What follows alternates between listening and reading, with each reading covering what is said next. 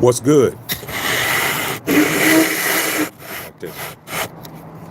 Y'all know who it is. Y'all know what it is. It's your boy Matthew Shack.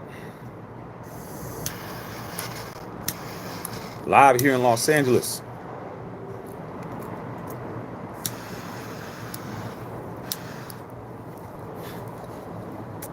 Welcome to Matthew Shack Unfiltered. What's going on with y'all, man? Thursday afternoon. Time to get it in, dog. Time to make it do what it do. You know what I'm saying? First things first, man. Salute to the Unfiltered Nation. Salute to the Unfiltered fam. Salute to the Mod Squad. Salute to the goons in the chat. Run the likes up for your boy, man. No afternoon cigar with y'all. Keep the likes at 50% of the audience. Last but not least, tip your bartender, man. What's going on with all y'all out there, man? You know, it's time to blaze one for the Unfiltered Nation. It's always time to blaze one. And the Unfiltered fam. Time to blaze one for y'all, man, out here, man. Hope your day is going well. Hope things are good with you guys out there, man. This weekend, man, we got the last playoff games of the season, because even though the Super Bowl's the playoffs, it's not. No one calls it the playoffs. They call it the Super Bowl. So I always considered the AFC and NFC championship games to be the last playoff games. Super Bowl is a whole different thing. Like that. Don't disrespect the Super Bowl by calling it the playoffs. Like even though technically that's what it is, but nah. When you don't say Bugatti, you don't say, "Ooh, that's a nice car." You know, if you know what a Bugatti is, "Ooh, that's a nice Bugatti." So Super Bowl is way more than just a game in the playoffs. So I was thinking, man, about this these matchups this weekend. I figured let me go ahead and do them one at a time. And I was thinking, man, everybody understands that the Chiefs are the two-time world champions, and they're knocking on history's door, and that's what a lot of people want. A lot of people want the Chiefs to make this three-peat history situation, and there's a lot of things in play with the whole Chiefs situation, from the quarterback Mahomes to Travis Kelce and him dating the most famous woman on the planet, and the storyline, and the Andy Reid, the maligned head coach until he got to the Chiefs and all of that. So it all in Vegas, they were saying that it was a 1.5 point favorite for the Chiefs, and then it went up to 2 points. And I started thinking, okay, man, I could, talking about the Chiefs and what they need to do to win is pretty easy. Do the Bills have an opportunity here to upset them and go to the Super Bowl for Josh Allen and them? So I wanted to talk about that and talk about the matchups a little bit. Okay. So here's what's going on, man. Even though the Chiefs, the money is, the Chiefs are up. They're up 2 points as far as the odds. The money, 58% of the money is on the Bills. With that being said, with the 58% money that's on the Bills, that is for them to cover. And I think that's a good bet. I think that, if there is a win, it's going to not be 2 points. It's going to be bigger than that. So if you're betting against the spread, then you can win some money regardless. But this is about whether or not the Chiefs the Bills can upset the Chiefs. Let me tell you what the history is. Okay. We all know that the Bills finally got over the hump in the regular season with Josh Allen sealing the game on a 26-yard run against the Chiefs. And that sealed the deal for them. And that gave them the confidence to be able to think that they have the opportunity to win this game. But let's break it down, man. Let's not get too crazy. Josh Allen in that game, he only threw for like for that game he threw like he threw for like 170 something or something like that. Okay, he didn't throw for a lot, and he didn't rush for a lot. For him to win, he's going to have to put the team on his back. He's going to have to turn into Superman. He's going to have to turn into Batman. He's going to have to turn into, Iron Man. He's going to have to throw 300. He's going to have to rush for at least 80. He can't have any turnovers, no fumbles, no nothing. He's going to have to throw at least 3 touchdown passes. He's got to have the game of his life, okay? Because he's 0-3 against the Chiefs in the playoffs, all right? Remember that game back in, what was it, 2021 when they had the lead with 13 seconds left in the game and they wound up losing the game, okay? If Josh Allen goes 0-4 in the playoffs against the Chiefs, man, we're going to have to seriously stop to think about whether or not he's a top 5 quarterback. Because I'm tired of everybody trying to jump down Lamar's throat. I'm tired of everybody trying to jump down other players' throats. I don't see that same energy kept for Justin Herbert. I don't see that same energy being kept for Josh Allen. Josh Allen has to win this game, dog. I think this is a legacy game for him. I think that regular season game was one thing, but winning in the playoffs is another. He's going to have to get everybody involved. Everybody's going to have to play their asses off.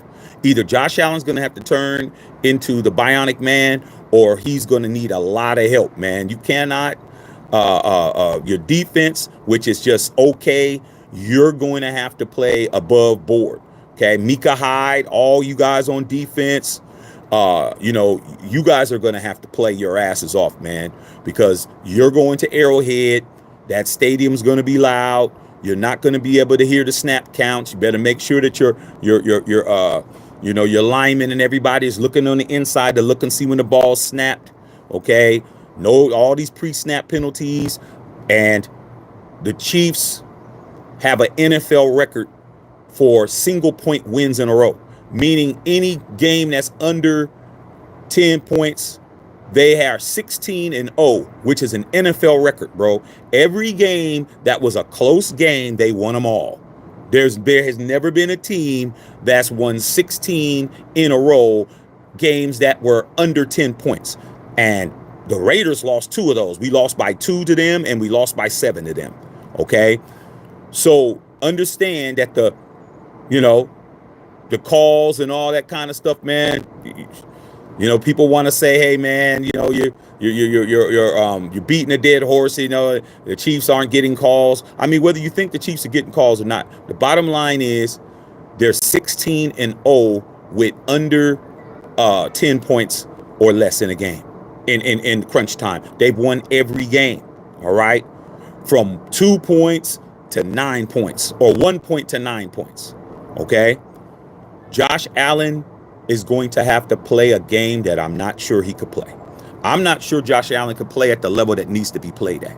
All right? He cannot have a pedestrian game. He's had games where he's played phenomenal. He's had 250 something yards, 70, 80 yards rushing. But those picks, interceptions, and not being able to get the support he needed, okay, off of the running game, James Cook's going to have to run his ass off, man. Amari Butterfingers Cooper, he's going to have to act like he can catch a football, all right? They're really going to have to put pressure on Kansas City. Kansas City's defense is a lot better than they get credit for, okay? A lot better, all right? So even though, may want the Chiefs to lose, you still got to beat them cats, man. And it just doesn't look like that's what's going to happen. Okay, it really doesn't. Outside of that, as far as the Chiefs is concerned, the Chiefs haven't really been blowing anybody out like we would expect them to, but it doesn't matter. Okay, they don't have to blow out nobody. All they have to do is play mistake-free football. The last interception Patrick Mahomes threw was against the Bills. Remember when he threw a couple of picks, and in that last one when he threw it up and was intercepted, Patrick Mahomes has not thrown an interception since the Bills lost. So whatever week that was where he threw that in there, okay, he has not thrown a pick since. All right, that's what kind of time Mahomes is on. Mahomes is on that no turnover time. All right. Nobody's gotten a turnout about his ass. Not a fumble, not a bumbled snap, and definitely not an interception. All right. As far as the Chiefs' running game is concerned, Their running game has not been as effective as it has been earlier in the season because Kareem Hunt came back and he was they were doing the Pacheco Kareem Hunt doing the the thunder and lightning routine. But as of late, Pacheco hasn't been getting as many snaps as the other running back. Okay, so Kareem Hunt. So with that being said, man, Kareem Hunt, he hasn't been that effective running the football, man. But passing the football and using the run to set up the pass has been very effective. Travis Kelce only had one 100-yard game this season, okay, which was the one he just had last game. All right. He's definitely going to get loose and often. If you leave him out in space, he's going to kill you. All right. And the Bills just have to understand that they're going to be playing an uphill battle the whole game. They cannot get behind. They can't start kicking field goals. They can't start kicking any of these things, bro. So as far as I'm concerned, I think the Bills are going to have to play the best game. I think if they win this game, this will be the best game they have to play. If they go to the Super Bowl and they play either opponent, they play the Eagles or they play Washington, they're not going to have to play as well to win. Not saying they would win or not. I'm just saying they would not have to play as a well of a game than they would have to play against the Chiefs. They're going to have to play damn near perfect, bro. Damn near perfect football, and I don't know if they're capable of doing that. Sean McDermott's going to have to come up with a very interesting plan. You're going to have to keep it balanced, and you're going to have to win time of possession.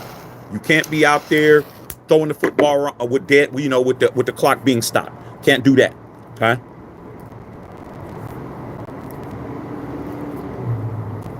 So, those are the things that I was thinking about in this game, man. I'm really, which is Sunday. I think it's the early game. I think it's the 3:30 game, Eastern Standard Time. And I'm really looking forward to see how they handle their business, man. But if Josh Allen loses his fourth in a row to Patrick Mahomes, we really need to start evaluating how we view these guys. You know what I'm saying? Can't just be on somebody else's back talking about what Lamar didn't do, because that seems to be everything. Everyone wants to talk about Lamar, and guess what? Hey man, if you could talk about Lamar, we could talk about all these other cats. Okay, keep it gangster, keep it totally a buck. Okay, ain't gonna be no favoritism going on around here. All right, we definitely gonna be talking about everybody. All right, there we go. That's a lot better, man. Open it up a little bit. So that's what we're talking about. So we can talk about whatever you guys want to talk about, but I just really was thinking about it, man. And I'm like, I wish the referees, whether they're in it or not, I wish they would keep their ass out of it, man. The Chiefs are a great team. They are. Regardless. I'm not gonna sit up and be a dummy about it. Just because you don't like somebody don't mean that they ain't doing what they doing. Okay, that's just you having a coat. And for me, I ain't gonna say they're not a good team, because they are. But I'm also gonna say that winning 16 games in a row with a single-digit margin is an NFL record for a reason, bro. How are you doing that? I mean, that's a lot of games, bro. That's damn near a whole season. That's damn near a whole season of wins, bro. They've won. That's like 16-0, bro. They've won every close game. Every close game, within one score or a little bit or two scores. They've won every game. They're undefeated, bro. You can't lose one of those games, dog. They can't lose a game or two out of 16, and the spread is 2. See, these are the kind of things, man, that make me say, Okay, come on, bro. I mean, that's pretty effing phenomenal, to keep it a buck. Wow, dog. You're undefeated in close games, single score, or a little bit more than that. 9 points or less. That's going into the fourth quarter. That's fourth quarter. Okay, that's not the whole game. That's the fourth quarter. Fourth quarter starts if they're losing by between 1 and 9 points, they are undefeated. Nah, nobody's even close to that. Okay, so there's something to think about, man.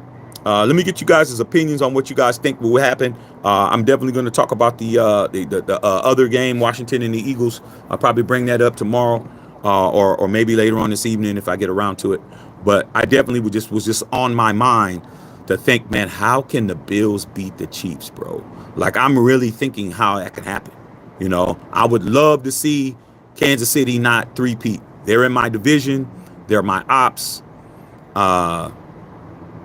You know, if they win, so be it. But I would prefer them not to. Okay, keep it a buck. I kind of want to see somebody else win. Ain't no kind of. I definitely do. Okay. So let me see what you guys think about this subject, and if there's anything else you might want to talk about, let me know. We get into it. But I just, want to chop it up with you guys like I do on a daily basis. But that's the question of the day, man. Can the Bills beat the Chiefs? And if so, how can they do it? Okay. I just gave my opinion on that. All right. Roy Hodges, what's going on, Roy? What's going on, Big Dog? Egalitarian.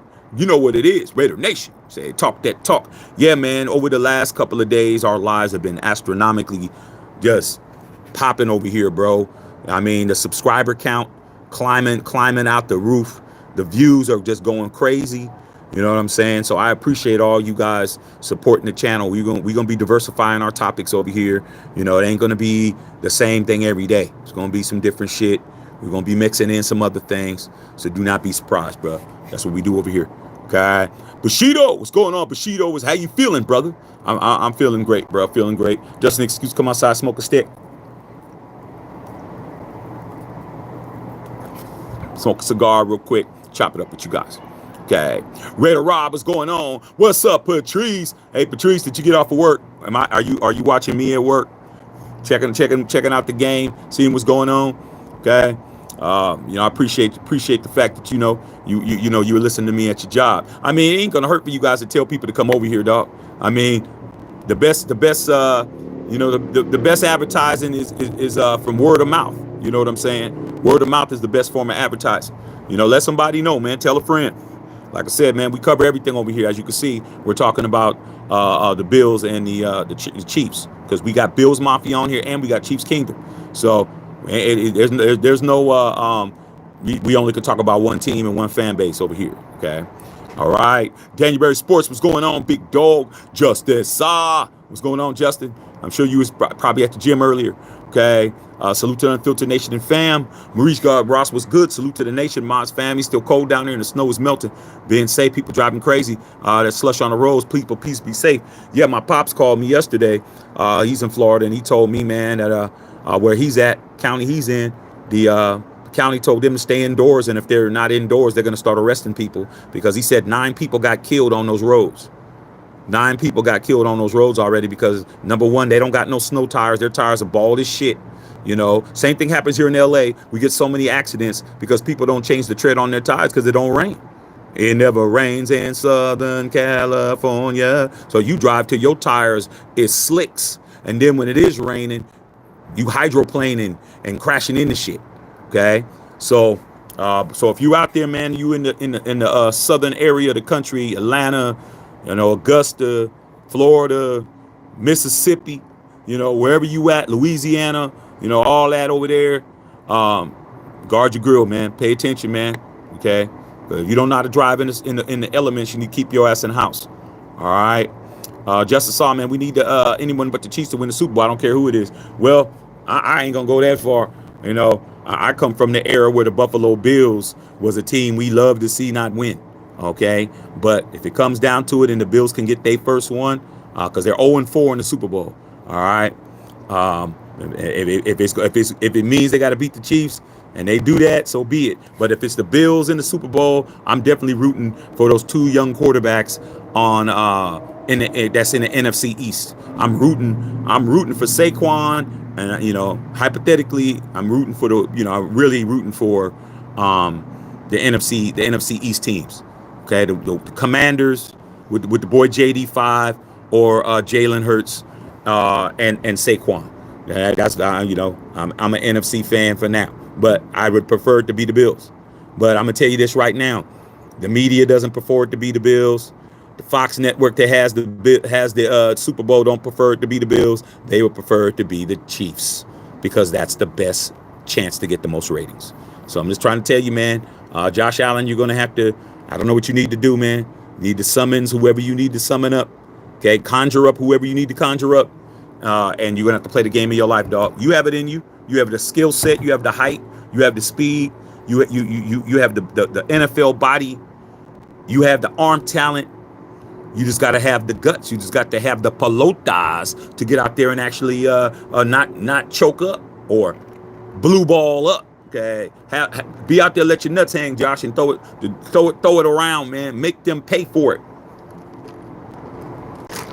If they're gonna blitz, because Steve Spagnuolo's definitely gonna be blitzing.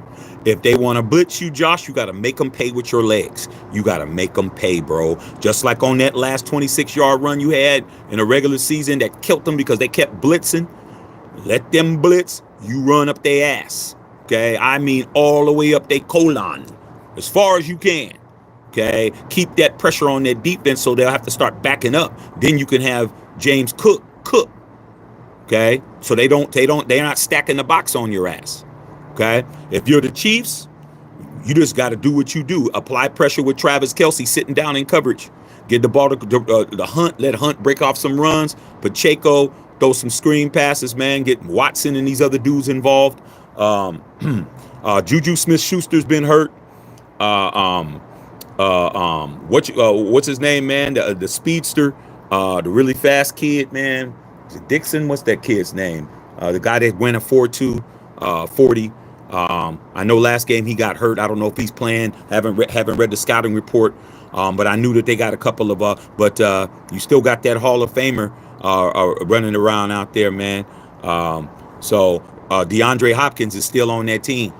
D-Hop, remember that last game? He caught that one-handed catch. Like, let's not forget, D-Hop is a first ballot Hall of Fame wide receiver, man. Okay, so understand, man. They are stacked. They are stacked. All right. Justice Silas, hope the Bills can beat the Chiefs, but we'll see what's up with the Zebras this time. I mean, I don't, if you are from the school of the Chiefs get the calls, I don't see that changing. I mean, why would they change now, bro? I mean, a lot vested. Okay. Kokiko said, my humble opinion, Josh Allen is overrated as if. There was a time, man, that I thought Josh Allen was the best young quarterback, maybe about 3 years ago, maybe around like 2021 or so. I thought Josh Allen was the best young quarterback under the age of 25 at that time. I thought he was better than everybody. I thought he was better than Lamar. I thought he was better than Justin Herbert. I thought he was better than all those young quarterbacks. He's definitely has dropped precipitously down that way because when them playoffs come, he does act like he doesn't know how to play football anymore.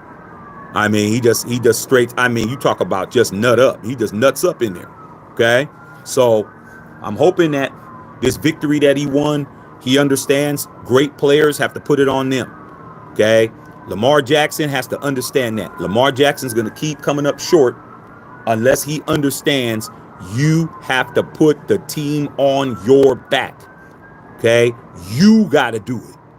All right, that's what the great players do. The great players in any sport, boxing, MMA, anything that's a combative sport where you have an opponent in front of you, your job is to outdo the other person. You're not worried about what nobody else doing. You ain't, oh man, he dropped the pass. Oh man, you shouldn't have been in that position. Mark Andrews shouldn't have been in the position where he had to catch that shit. You should have made plays. Okay, you fumbled the ball and you threw a pick. All right, you had 2 turnovers yourself at the wrong time. Okay, Josh Allen cannot go 0-4 against Patrick Mahomes, and we're not going to drag his ass. Okay, so that's my thing about that. Okay, Egalitarian said Josh Allen about to throw 4 interceptions versus the Chiefs. That's his MO. That's what he's known for. If you're known for being the cat that comes to parties and throws up all over the furniture because you can't hold your liquor, that's you. Here we go, man. Oh shit. Here comes Egletarian. Egletarian comes about. He about to drink up everything. He about to grab on all these people's girls' booty, and he about to Earl in the corner. We used to call it Earl. Give it up to Earl. You over there in the corner Earling, okay? Then that's a bad rep. All right, Josh Allen. If you throw 4 interceptions, bro, and you lose this game, dog, the respect level has to drop, man. You cannot be considered to be what you be, okay? Because like I said before, man, people are talking about that he should be the MVP over Lamar Jackson. I don't think he should be the MVP over Lamar Jackson. I don't think so. But then again, the media is the one that's voting. So you never know, all right? Clears Davis said Bills can't leave it unknown or leave it close enough for the refs to jump in. That's facts, okay? Chris Davis, I always say the same thing, bro. The Chiefs are front runners. When I say that, man, the only Chiefs Kingdom fan that I respect is Smoking Potts, because he's a 4-ringer. He has the 1969 ring too. He don't have just the last 5-year rings. I mean, most of these Chiefs fans has only been fans 5 years. Okay, they jumped from the Patriots to the Chiefs. Okay, but in between, they was Buccaneers fans too. They just jump around. Okay, but with that being said, the Chiefs are front runners. They don't like coming from behind, bro. They don't. So that's why when they're behind, they always press. That's when they'll do a trick play. That's when they just do not like being coming from behind, bro. Okay. Pause, Justin Saw. They don't like it. All right. So the best thing you do is keep them chasing you. But the problem with the Chiefs is that they walk you down, bro. They walk you down. If, using a track parlance, you might be in 100 meters. You might be ahead, the first 50, 60 meters. But by 70 meters, that dude is on your heels. 80, he's looking at you. 90, he's ahead of you. And 10, he's at the tape. They walk you down, bro. They dog walk you. Okay. So I think the Bills have to get a lead. The Bills have to keep them rattled. Like I always say, you can judge whether or not they're uncomfortable by Patrick Mahomes. Patrick Mahomes is the litmus test to show whether or not they're uncomfortable. Because when he feels confident and comfortable, he's on the bench, covered up in a parka. He's on the bench. He's not watching the game. He's chilling in there, kicking it. He might be looking at some tablets or whatever, but 9 times out of 10, he's just sitting there. Okay, he's just relaxing or catching his breath or thinking about what he saw out there or trying to figure out what his next move is. If he's on the bench. Now, if Patrick Mahomes is on the sidelines, if his ass is creeping up on the sidelines and you see him standing on the sidelines watching, that's when he's feeling away. Okay, that's when he's feeling away. Josh Allen needs to have his ass standing up. Okay, that's what needs to happen, bro. Keep him standing up. Not sitting down, being comfortable, not feeling that he got it in the bag. That's what needs to happen. So that means you're ahead.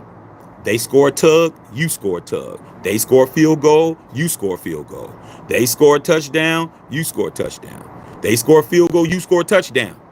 Put more pressure on them. Next thing you know, they're going to start throwing it every down. Patrick Mahomes thinks he can make every throw, and 99.9% of the time he can't. All right? Make him force that football because they're trying to come back, especially in the fourth quarter, bro. Keep the pressure on them cats, okay? If that can happen, it's possible. But I got to see it, man. I've seen that man not get it done too many times, okay? Justice Saw.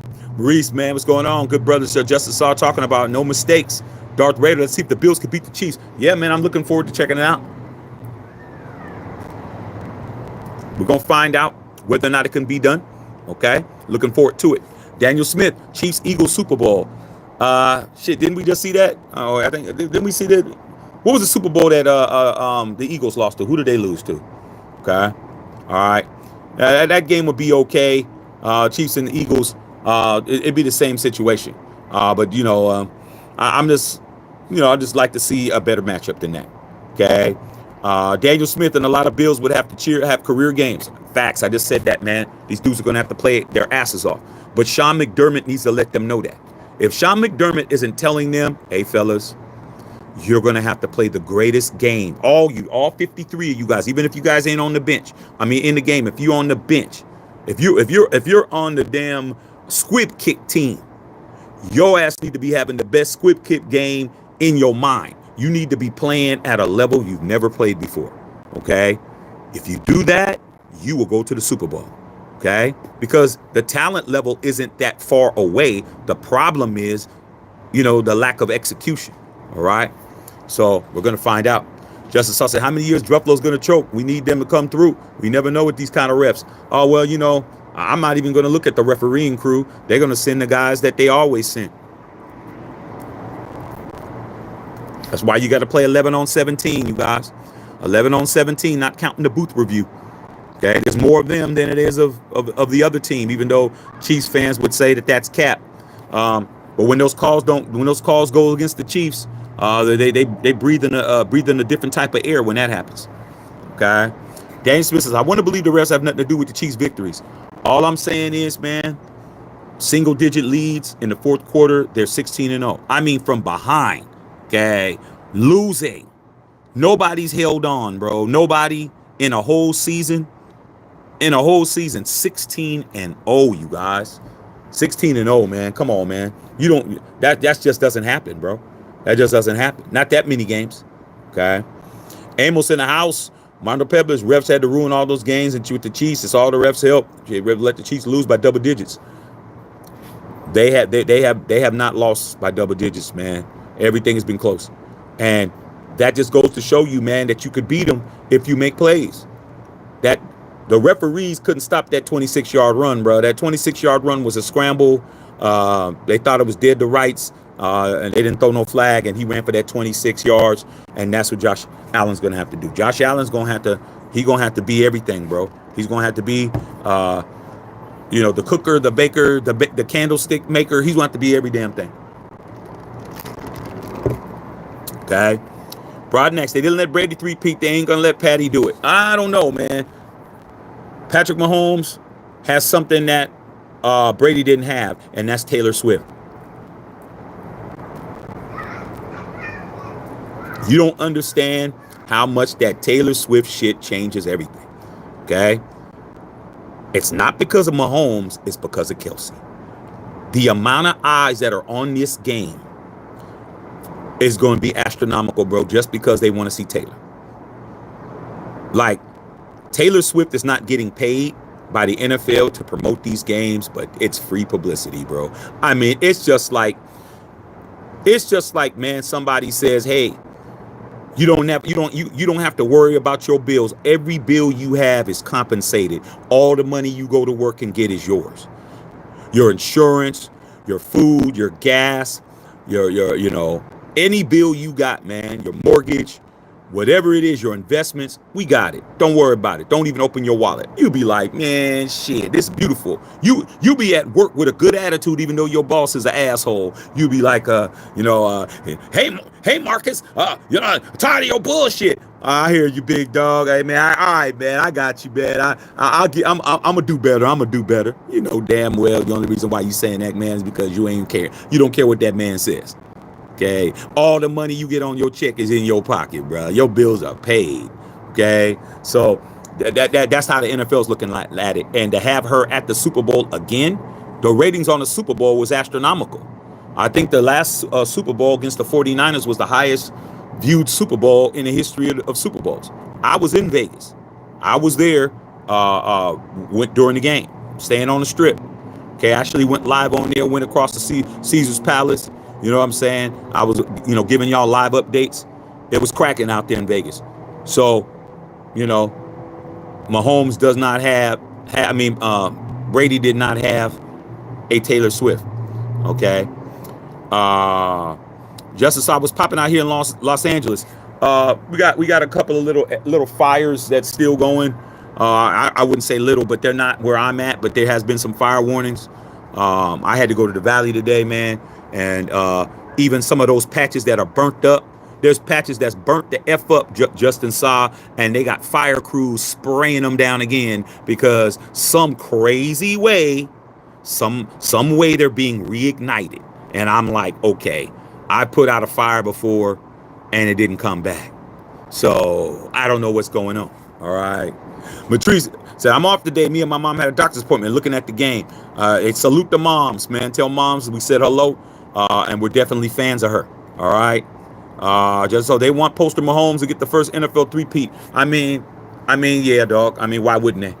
I mean, what's the better story?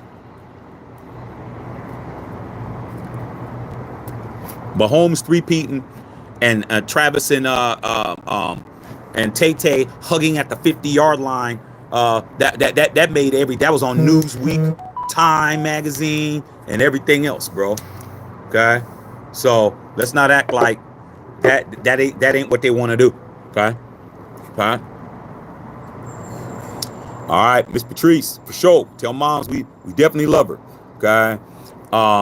Just decided to see her live earlier. No, I didn't do her earlier live. I told you I had an appointment, man. I had to go to the Valley, man. I mean, I do have a life. You know, I gave you guys 2 lives yesterday, 3 lives the day before. I gave you 5 lives in 24 hours, bro. Like, y'all got a lot of lives to watch if you haven't watched the other ones. I can't be on here 24/7. I appreciate the fact y'all love me like that. You want to hear from me, but you will hear from me at least once a day. All right. I mean, I do content on a daily basis. All right. So it is what it is. Okay. Patrice said, damn, Lamar Davis. Yeah, I ain't worried about it. MF gangster. You know how I do it. I can take care of my sizzle. Hey, man, it's all good. That's what you're supposed to do. The least that a man can do is take care of himself. But a real gangster take care of his people. Okay. I knew some of the roughest, toughest cats, absolute killers. But when it came to their kids, it came to their families, you couldn't tell. Okay. On them streets and on them blocks, you better clutch those packs, because we definitely coming in and we definitely robbing you. Okay. And if you in the wrong area at the wrong time, you're gonna get a hot one. But when it came to their mamas and their kids and their peoples was taken care of. So, you know, it's good you can take care of yourself. But a real gangster takes care of his people, dog. Even Al Capone made many millionaires during his time. His boys was eating. Ain't nothing worse than a gangster who got some broke ass homies around him, dog. Because those are the ones that are telling. Those are the ones that are, you know, the informants. Okay, all right. Those are the ones that are definitely talking. They're the ones that's telling. All right. So I appreciate it, man. Being a gangster, I got you. Yeah, but understand, real gangsters take care of their own. Okay. Jamal said, no Eagles, go Cowboys. But what you just said, Jamal, don't make no sense. Because the Commanders are in your division too. I mean, one of your division rivals is going to the Super Bowl. That's like me saying, no Chargers, go Broncos. Or no Broncos, go Chargers. I mean, I don't want neither one of them to win. Okay? So, but I don't know, man. People got different philosophies. All right. Just saw, yeah, for sure. I want to see Jaden Daniels be the first rookie to win a Super Bowl. Well, I just want to see him the first rookie to play it, to be a starter. You know, if Jaden Daniels go to the Super Bowl, it's history. Okay. As much as everybody swears on their life, Dan Marino was a rookie when he went to the Super Bowl in '84. No, he wasn't. I was in the Bay. I was in high school. Okay. When they played at Stanford University. I trust me. We were gonna go up there. Like, me and the homies was gonna go up there and try to parking lot pimp, but it was like, nah, too many Niners up there, man. We wouldn't have been able to do. I'm wearing my Raider shit. Oh man, we can't be going up there wearing your Raider stuff, man. Oh man, yeah. I'm like, man, forget y'all then, man. I'll just stay home and watch it, man. Was rooting for Miami the entire time. Nope, ass whooping. All right. Okay, let's get it. Okay, now I was trying to be cool with you, but now you're doing too much. Okay. Benny Thomas said, diehard Raider fans are rooting for the Bills and Washington for the Super Bowl. Oh yeah, man. I mean, you know, we got our affiliations, man. I mean, that would be great. I think that would still be a good game. But like I said before, man, I am definitely not going to be surprised if the Chiefs are there. I was getting ready to say the Chargers. You know, the Chargers ain't never going to do shit. If the Chiefs are there, bro. Okay. Yeah, straight up. Okay. Yeah, I took care of him. I got him out of here. Okay. Benny Thomas in the house. Okay. Yeah, Worthy. I couldn't think of his name. Yeah, Worthy. I'm sorry, man. I couldn't think of that kid's name, man. I should have been able to remember James Worthy. Okay.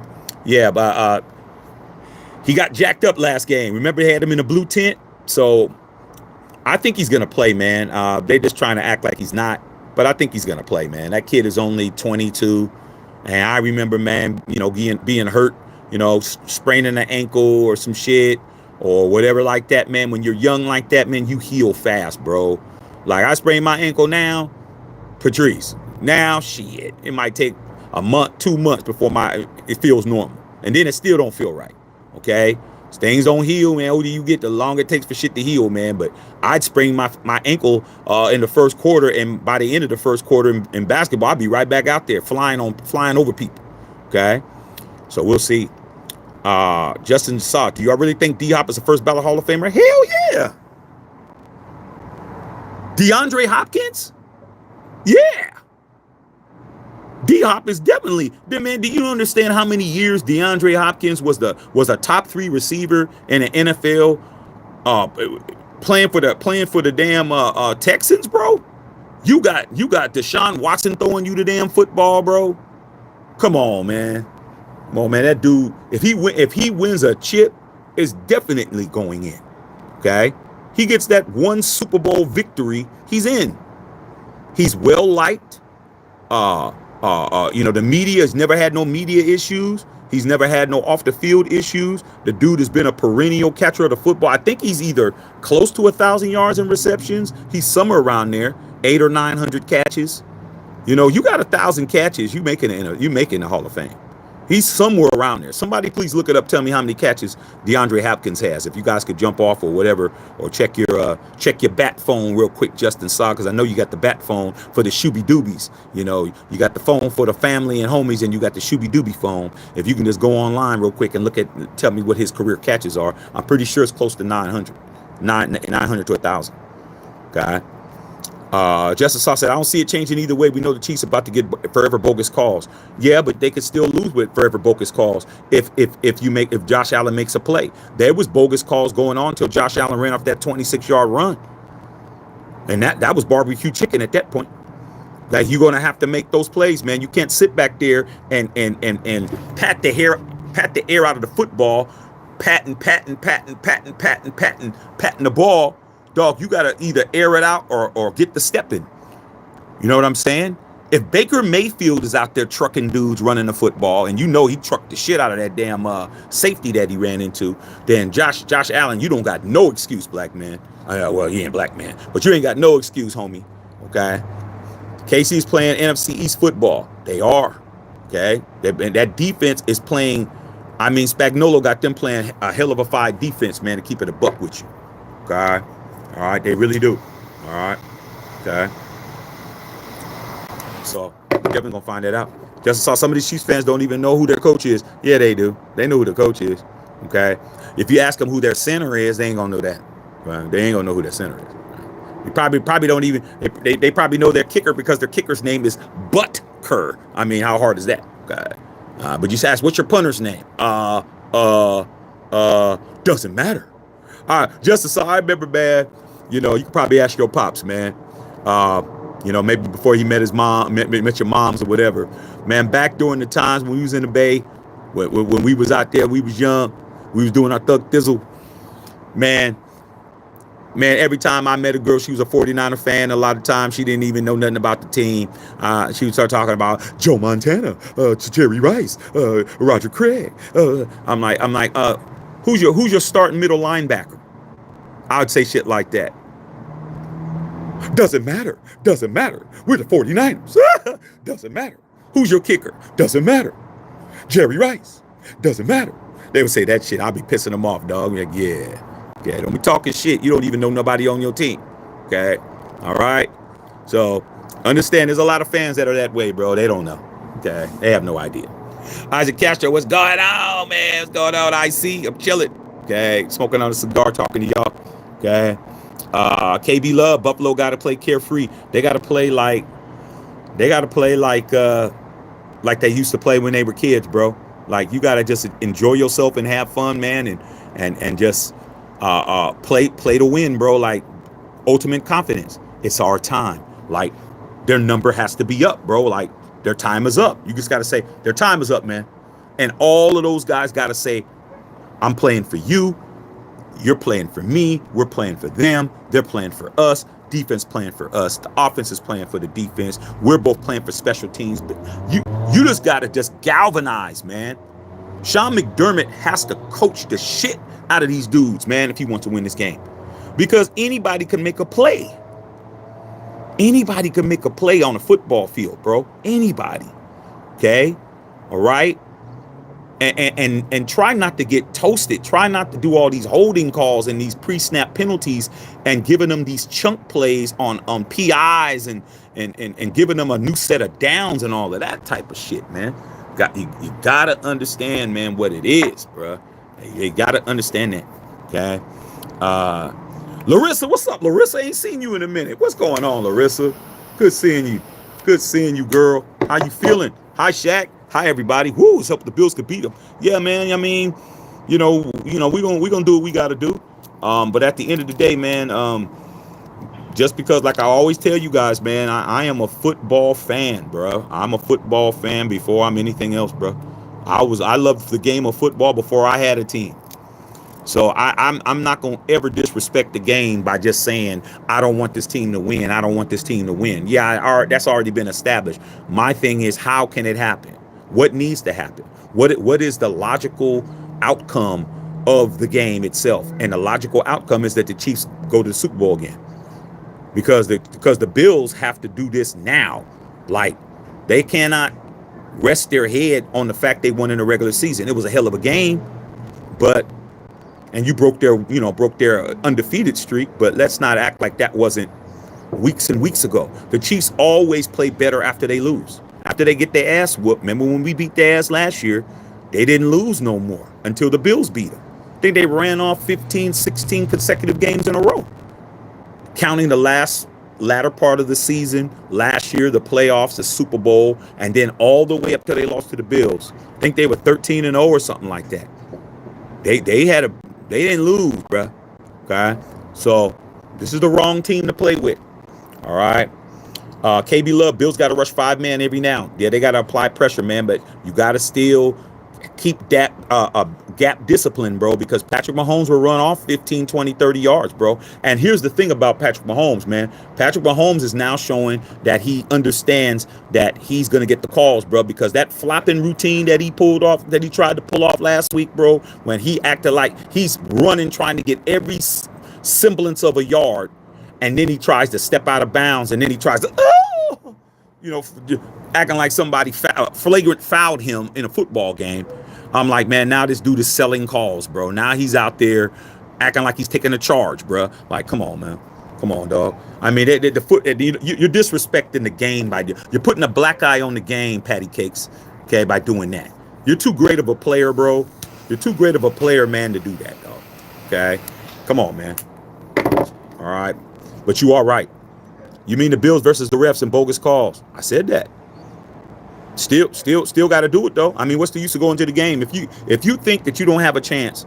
If the Bills are thinking like a lot of us are thinking, man, the refs ain't gonna let that happen. What's the use of playing? The refs have been beaten before, bro. You just have to play your ass off. You just have to play better than the refs. Like, okay, well, shit. Oh, y'all calling that? Okay, call this wide open touchdown back. Okay, there ain't nothing going on. You was gonna throw the flag after we scored this touchdown? Like, if you didn't throw it and the ball's in the air and you didn't throw it by then, you didn't throw the ball before throw the flag before the ball was thrown. That's a tug, bruh. Ain't gonna be no, hold on, I forgot. Oh, it's stuck in my pocket. Oh, throw it now. Nah, dog. Okay, they could be beat. I just told you what to do. Dr. Feelgood, what's going on? Yeah, the Bills can do it. Okay. Devin the Dude, what's going on, Devin the Dude? Okay. I listen to all your old songs, bruh. Okay. If you the real Devin the Dude out there in Texas, okay, you the real Devin the Dude, man. You had bars, bruh. Okay. All right. Mr. Tree said Northern Fire LA is what I hear on fire. Yeah, man, it's up there, man, but the air quality, man. I mean, LA is not a place where I'm at on the west side. Like I said, the ocean's right over there, so I get a breeze, but sometimes there ain't no breeze, you know. So, you know, you'll definitely, you know, I come out here and I see some ash that don't look like cigar ash. Okay, be some ash from these fires. I'm telling you, dog, look like it's snowing out here, but it ain't snow. You breathing in all that bullshit. Okay. Justice Saab, we need the Chiefs to be at the L party, and if they are, we're gonna be over here, and we definitely gonna be yucking it up. Okay. Run the lights up for your boy, man. Make sure you tip your bartender. If you got any questions, I'll be more than happy to answer it. I'm out here smoking on this, man. Chopping it up with you guys. All right. Hog Shack extra teeth. Yes, sir. Cocaine, what's going on, nephew? Carl Sanchez, what's going on, man? Unfiltered fam, Unfiltered nation. Cocaine said John Spytek still hasn't signed. Hasn't signed. What? Excuse me? Nephew just said John Spytek hasn't signed. Might jump to the ship to Jacksonville since they fired the GM. Liam Cohen from Tampa Bay might go there to be their head coach. How embarrassing would that be for TB12? How embarrassing would that be for TB12 to have Liam leave him at the altar? I mean, not Liam, excuse me. To have Spytek. There's nothing wrong with the old homie. You know, you getting ready to get into some funk, man. I mean, for those of us that really was out there. You at the club, man. You know, one of these cats you don't know, man. You know, he stepped on the Jordans, dog. And you like, yo, dog, you know, you didn't even say, excuse me, man. He said, F those Jordans, dog. Like, oh, for real? Like that? Okay, what's popping? And then your boy, his boys show up, and your boys show up. Like, yeah, what we doing? What we doing? And your best boy says, hey, man, he goes on the other side and starts trying to square up.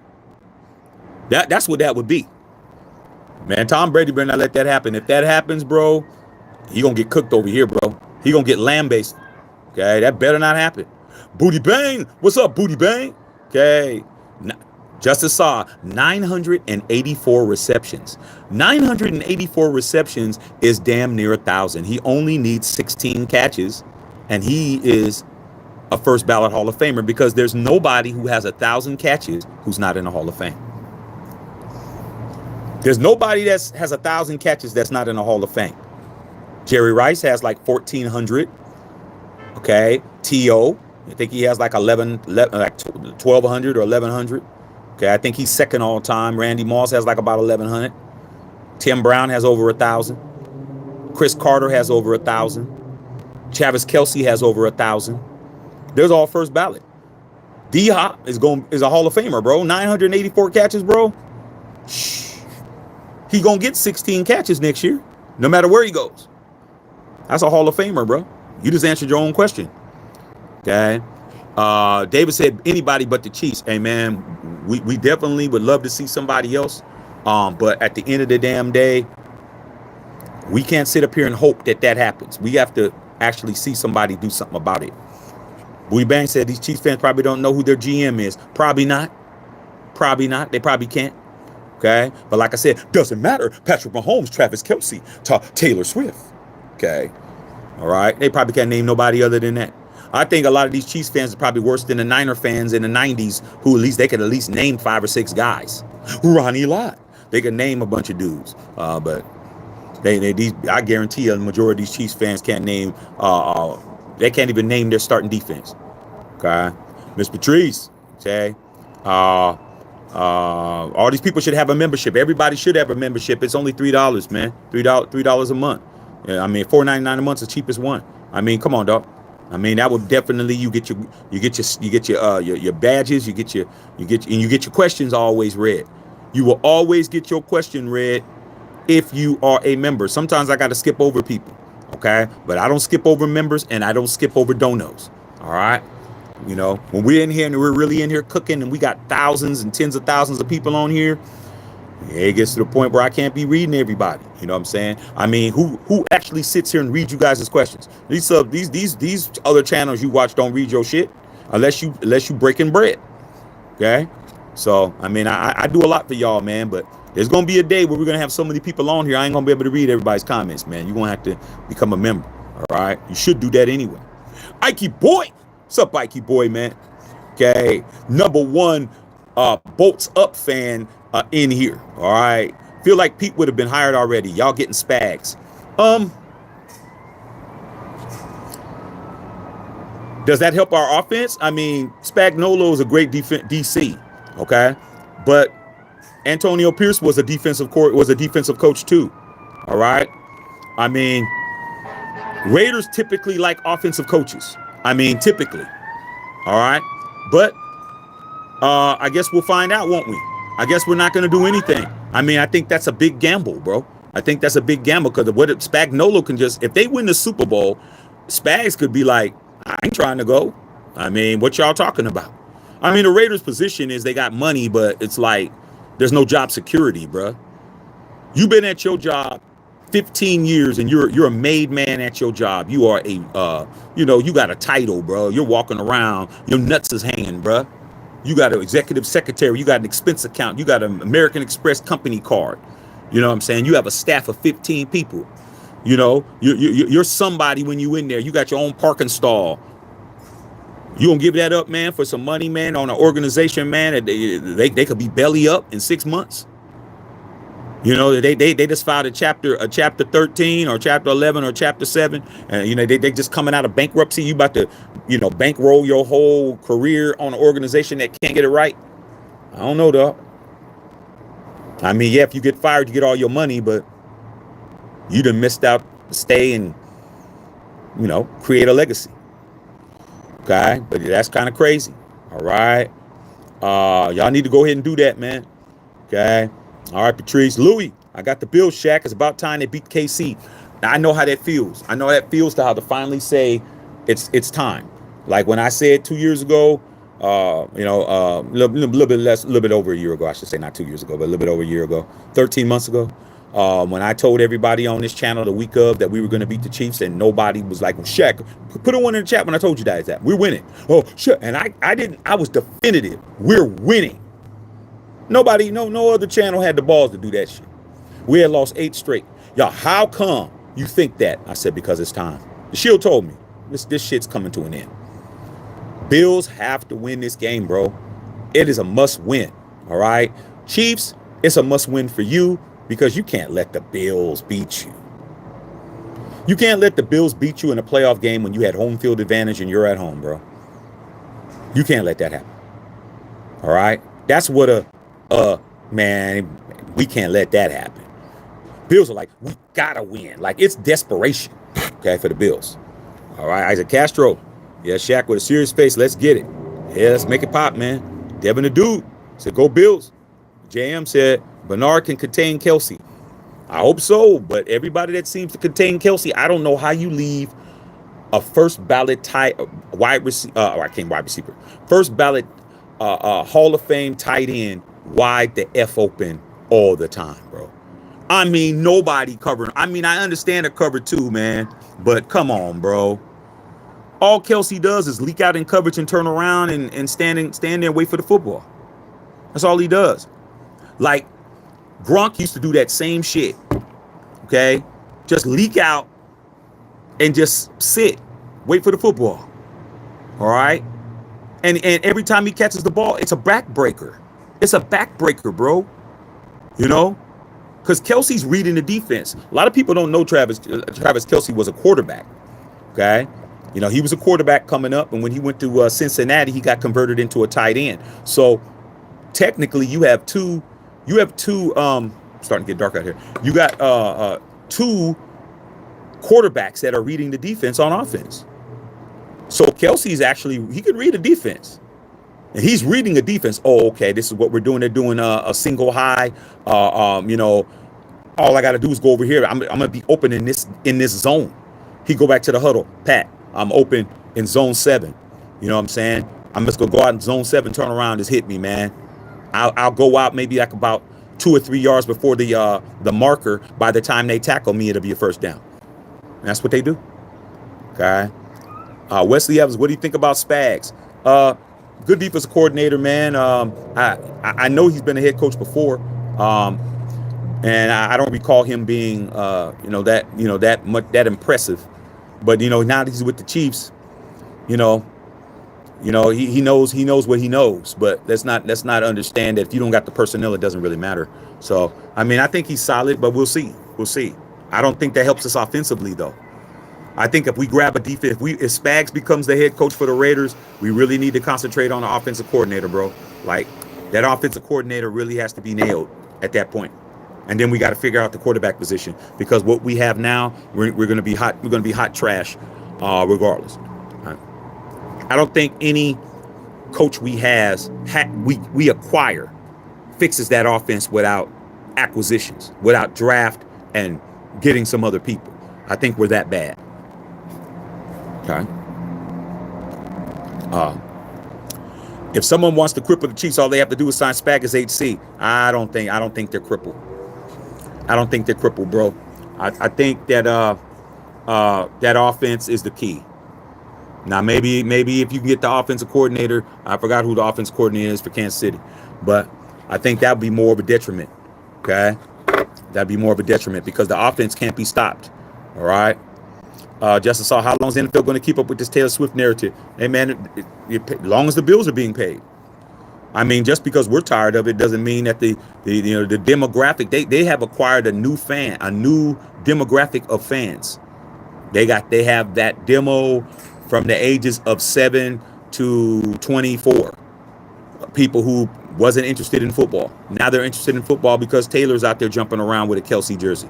So, hey man, as long as the bills are being paid, bro. I mean, come on, dog. I mean, Wendy's the manager at McDonald's, and she's been the manager for 5 years. When do you get tired of going over there eating for free? You don't. You don't get tired. Anytime you hungry, you go over there, Wendy hook you up. Trust me. I knew every girl that worked at every place. I wanted some fish and chips. I knew who worked at the fish and chips. I wanted some chicken. I knew who worked the chicken. I knew the girl that worked the pizza parlor. I knew all of that shit. Okay. As long as I could eat for free, we always going to be cool. All right. So just because we're tired of it don't mean they're tired of it. Okay. Isaac Captain, be careful, man. The fam, I hear sirens. Man, this is LA, bro. All LA sirens going all the time. Don't matter if you hear a siren. You matter if you hear somebody at your door. Sirens everywhere. This is LA. Don't you know this town is burning up? This is LA, man. There's nothing but sirens here. I got woken up in the middle of the night, man, because I heard sirens, maybe like about 20 people, 20 police cars chasing somebody. I heard a helicopter, man. It was like 3 o'clock in the morning, bro.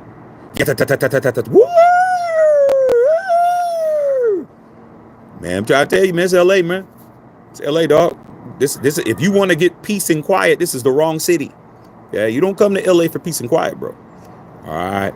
David said Antonio got shafted as soon as he was forced to start Minuteman. Yeah, man. I mean, that's what it is, man. But the guy who did it didn't come out clean. He didn't come out clean, bro. All right. He had to do more. He had to do some time too. The ringleader had to do time. Okay. So I wonder why we haven't signed a new head coach yet. It's like nobody want to come over here and coach this team. I think that they're trying to wait and see what happens with the coaches that are still coaching right now. Let's not forget Cliff Kingsbury's still in the playoffs. I think that if let's just say the worst case scenario Super Bowl, which would be the Bills, well, I wouldn't say the most. I say probably the best scenario Super Bowl, if you're not having the Chiefs in there, would be the Bills and the Eagles. Then you would have Spagnuolo would be available, and so would Cliff Kingsbury. I think they still want to talk to Cliff before they make a decision. But I'm hearing for everybody that's clamoring about Pete Carroll, the 49ers have reached out to him about him being the DC for them. They're interested in Saleh first. They want to bring Saleh back, but Saleh is one of the finalists for the Jacksonville Jaguar job. And Pete Carroll, does he want to be a defensive coordinator or does he want to be a coach, head coach? It all depends. So I think if the Chiefs lose and the Eagles lose, and Commanders lose, I think we'll have a decision next week. All right. Louis, I think we have a feeling waiting for Kingsbury. I heard him and TB are tight. Yeah, man. Cliff Kingsbury's tight with a lot of people. What he's not tight with is the Raiders. After what Tom Telesco did to that man, he's not really feeling the Raiders, man. It would take a Tom Brady to massage that out. TB be like, hey, Cliff. Hey, man, sorry about that happened, man, but that wasn't on my watch. You know, I'm here now. You know, I'm running shit. You know, Mark gonna do what I tell him to do. So, you know, come on through. All right. But You can't guarantee that, man. Why people start taking jobs, next thing you know, you're going to end up with a Luke Getzey. That's what happened last year when you wait too long. Okay? All right. Wesley Evans. All right. Yeah, he runs to the open spot too. I mean, that's what he does, man. He reads the defense. Okay? Hold on a second, man. Let me cut on the light real quick, man. Cut the light on. I'm going to start setting up my stuff out here, man. Set my lighting system out here, man. So I can be out here long.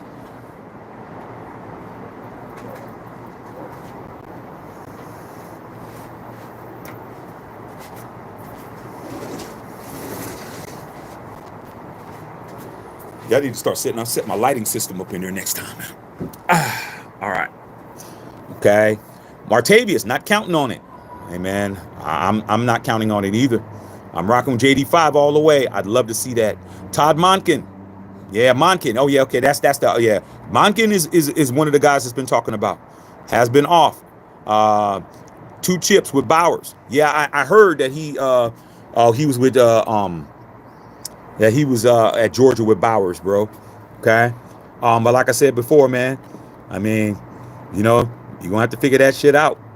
Might need to go get Stetson Bennett to be the quarterback. Please don't do that. All right. Jalen season, what's going on? Hope all's well. Everything's good, man. Got me a good stick. You know, I'm out here talking with you guys, man. The weather is pretty decent. You know, it's not that cold out here. Usually it's been really cold, but it's all right now. So opportunity to chop it up with you guys, man. Smoke on something. Okay. Isaac Castro, I can see the Bills. I can't see the Bills winning, and I don't want KC to win. Well, man, you better try to, you know, rub 2 sticks together, man. Make a fire, man. You know, do a seance, man. Try to help these Bills out, man. But the Bills, they have to do it for themselves, bro. We can't help them. If they get out there and they get their doors blown off, man, Josh Allen he's gonna have to get demoted, man. Some spots, man. Can't keep telling these guys they're great and they don't win, bro. They don't win when it's time. 0-4, man, against the Chiefs in the playoffs, dog. It's unacceptable.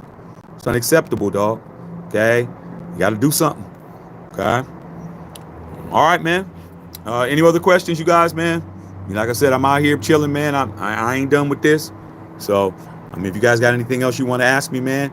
But yeah, I really think that the Bills are going to have to play the game of their life, man. I don't think that I think they can do it, but who knows if they will.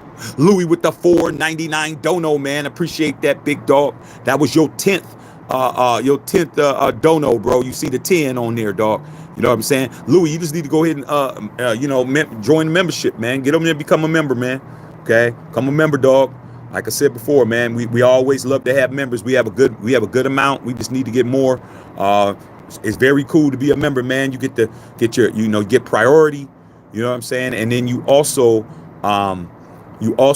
will be able to put your badges up and all that kind of stuff. You get badges for the length of time you're here. Shows your seniority on this channel. Okay. All right, man. It says let's celebrate the 10th super on the live, man. Appreciate you, big dog. Coming through in the clutch. All right. So yeah, you guys got anything else? Anything else, man? Like I said, I'm out here chilling. All right. Isaac Castro said I've been in the Bay for a couple of days now, driving home to Bakersfield. Oh, okay. You was in the Bay Area. What did you do? Where were you at? Okay, you going back to Bakersfield, man. Be careful out there, bro. All right. Go out. I always stop when I'm driving up to the Bay or coming home. I always stop in Button Willow, man. Out there down there in Button Willow, man. That's the little halfway point. That's how I judge it, man. But I mean, that's home for you. Okay. Oh, towing. Oh, you had to go up there and go tow a car? Oh, you delivery towing. Then my boy just did that, man. My boy just bought my boy had to go had a tow truck.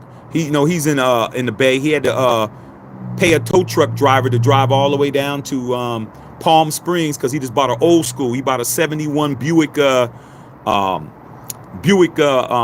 what's it called? Centurion ragtop that he's rebuilding. Okay. He said he had to pay $900 for them to go down and tow it. Took them one day. Guy left from the Bay Area, drove all the way down to Palm Springs, which is 2 hours away from LA. Hooked that shit up. He said by about 12 o'clock that night, man, he was in front of his house with the old school. I was like, how much? He said $900. I'm like, damn, that dude drove That dude drove all the way down here, picked it up, and came back. Okay. Said, yeah, you enjoyed it too. Yeah. I mean, a lot of y'all could drive, man. You guys are some, like my tow truck homies. Now I know what you do. I see my boy Robert Benjamin, who's a trucker. We got the trucker crew. He's always letting people know at the truck stops to listen to us over here. So we got a lot of people that are on them roads, bro. Yeah, on them roads, man, for 18 hours, trying to, bring that stuff to us, bring that produce to us. And, reason why you can get you some fresh fruit, some fresh vegetables and some meats and shit, because these cats is on the road, bro, bringing it in, and they listen to us, man. So we definitely good for that, good for shifts. You're on your shift, like Miss Patrice said, that the latter part of her shift, she listened to us. Next thing you know, it's time for her to go home, lunch break, all that shit. Okay.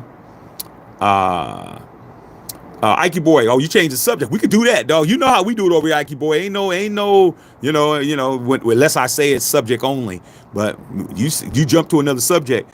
You ain't say who your favorite music producer for me. In hip hop, it's Dr. Dre. That ain't hard.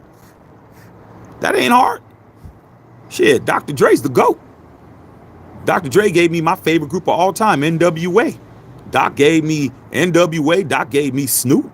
Doc gave me 50. Doc gave me Eminem. Doc gave me Kendrick.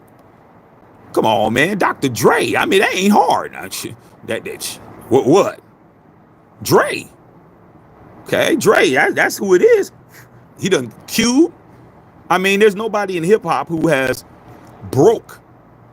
I mean, yeah, Kanye, good producer, man. I think he's a better producer than he is a rapper. But Kanye is like,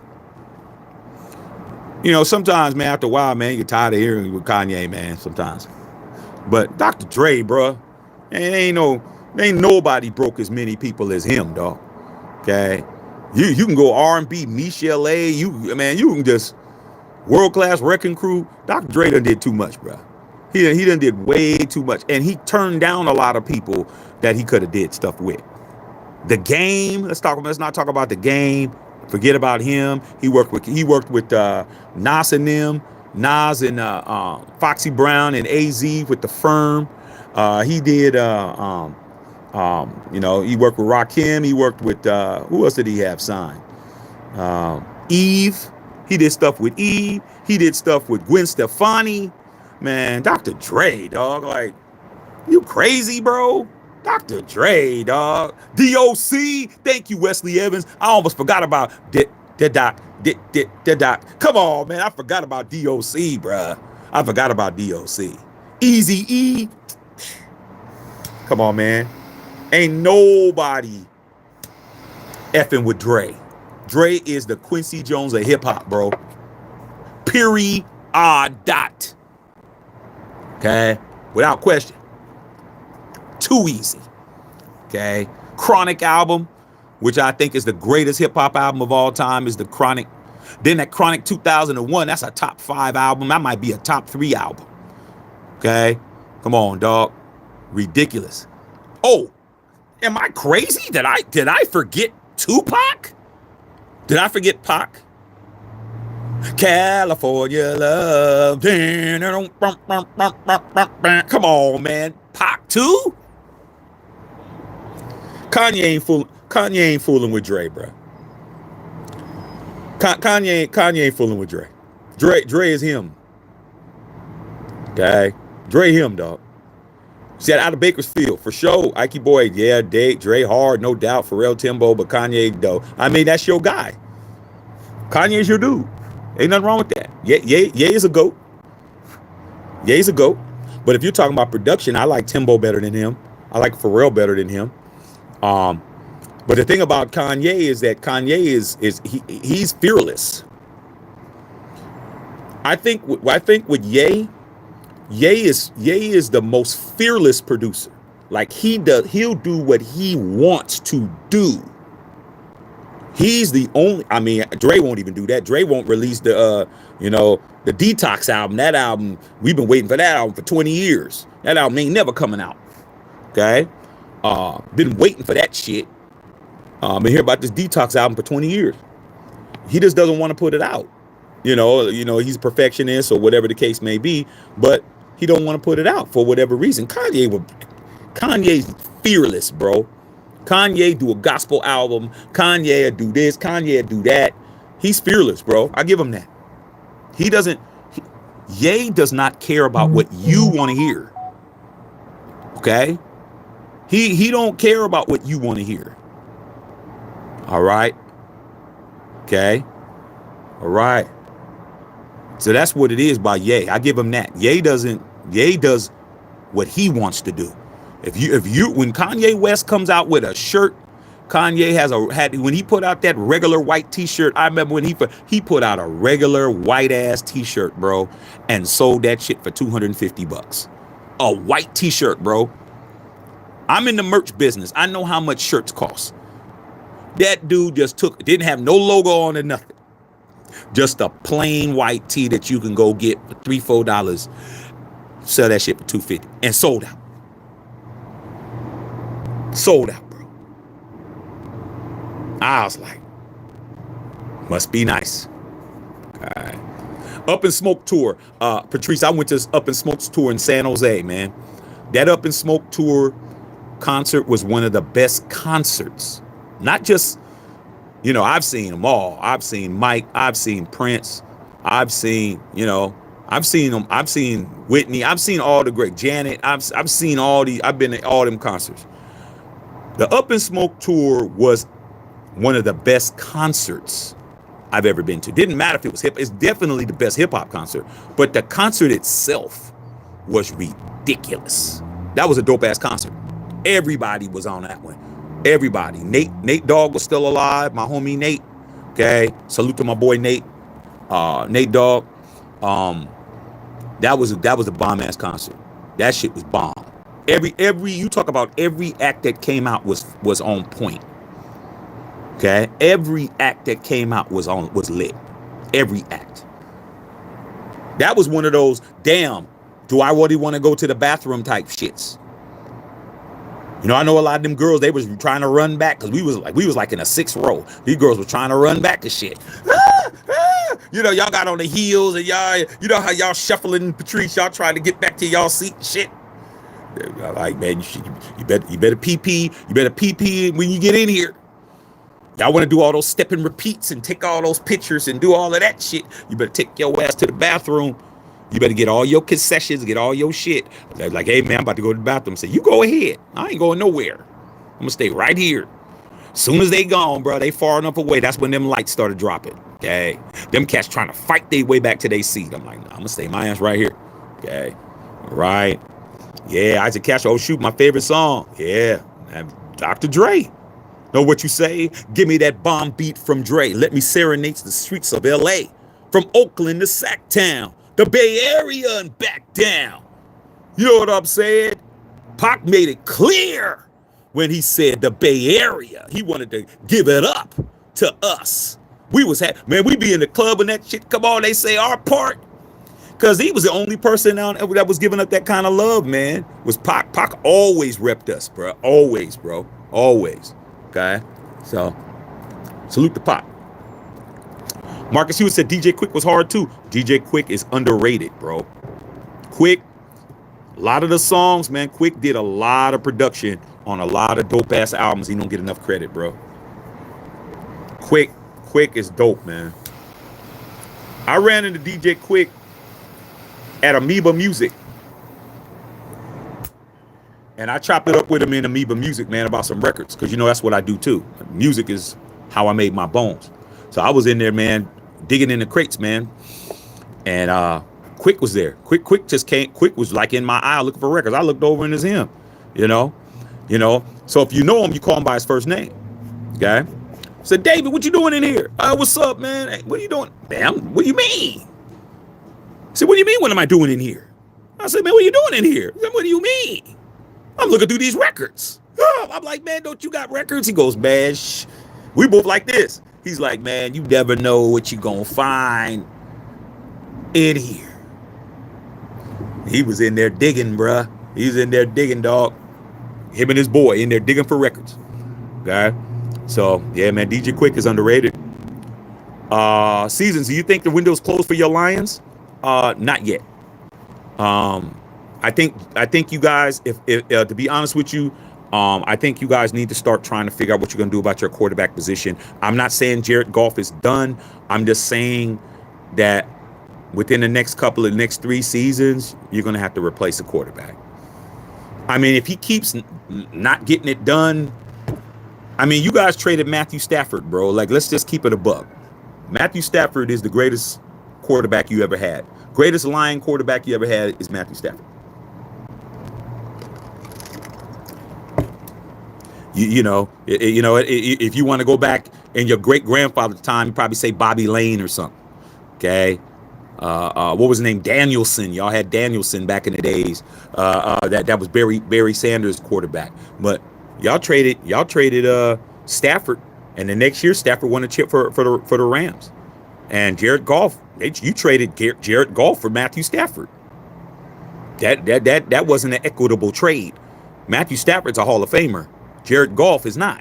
He's a good quarterback, but I just think you guys need to start trying to maybe draft a quarterback or start trying to get your quarterback of the future. I mean, when I saw Teddy Bridgewater come out there and he was playing quarterback for you guys, I was kind of like, Teddy Bridgewater's your second string quarterback? I don't know. I don't know about that one. Okay, I don't know about that one. All right, but yeah, I don't think it. Aiden Hutchinson's coming back. You guys got a good running game. You guys got a good young defense. I really like Meek Robinson. I wish we would have kept Meek Robinson. Meek Robinson was one of my favorite young defensive backs that we had on the Raiders. Salute to him. But within, your window is probably about the next year or two. And then you're going to have to make a quarterback change. I mean, Amon-Ra, he young. How old is Amon-Ra? 30?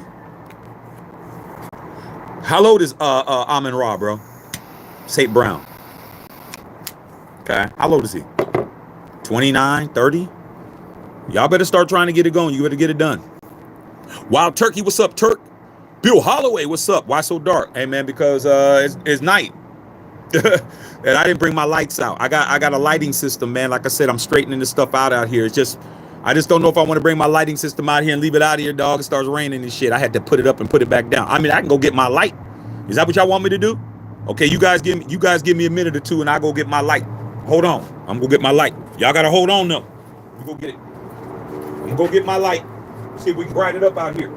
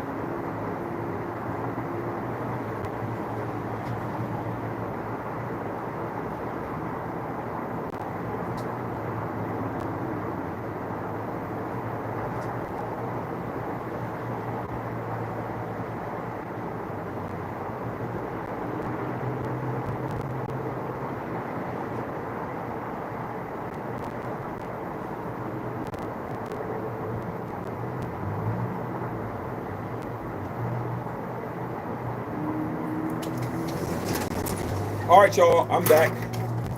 Bill wants me to put some lights out here. All right, let me get my light going. I'm right here, y'all. Appreciate y'all sticking around, man. Let me go ahead and see if I get my light going out here. I ain't leaving it out here, man. If it rains or something, it ain't gonna be good.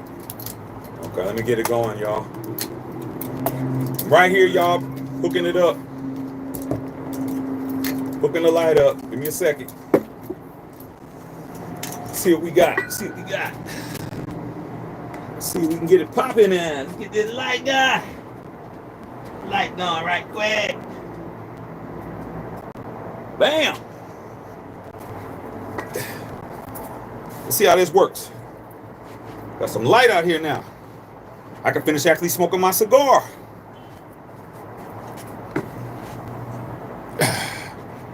How about that? How's that, Bill? Better? Got my light out here. All right. I might have to put these back. Nah. All right, man. Got the lighting system going, y'all.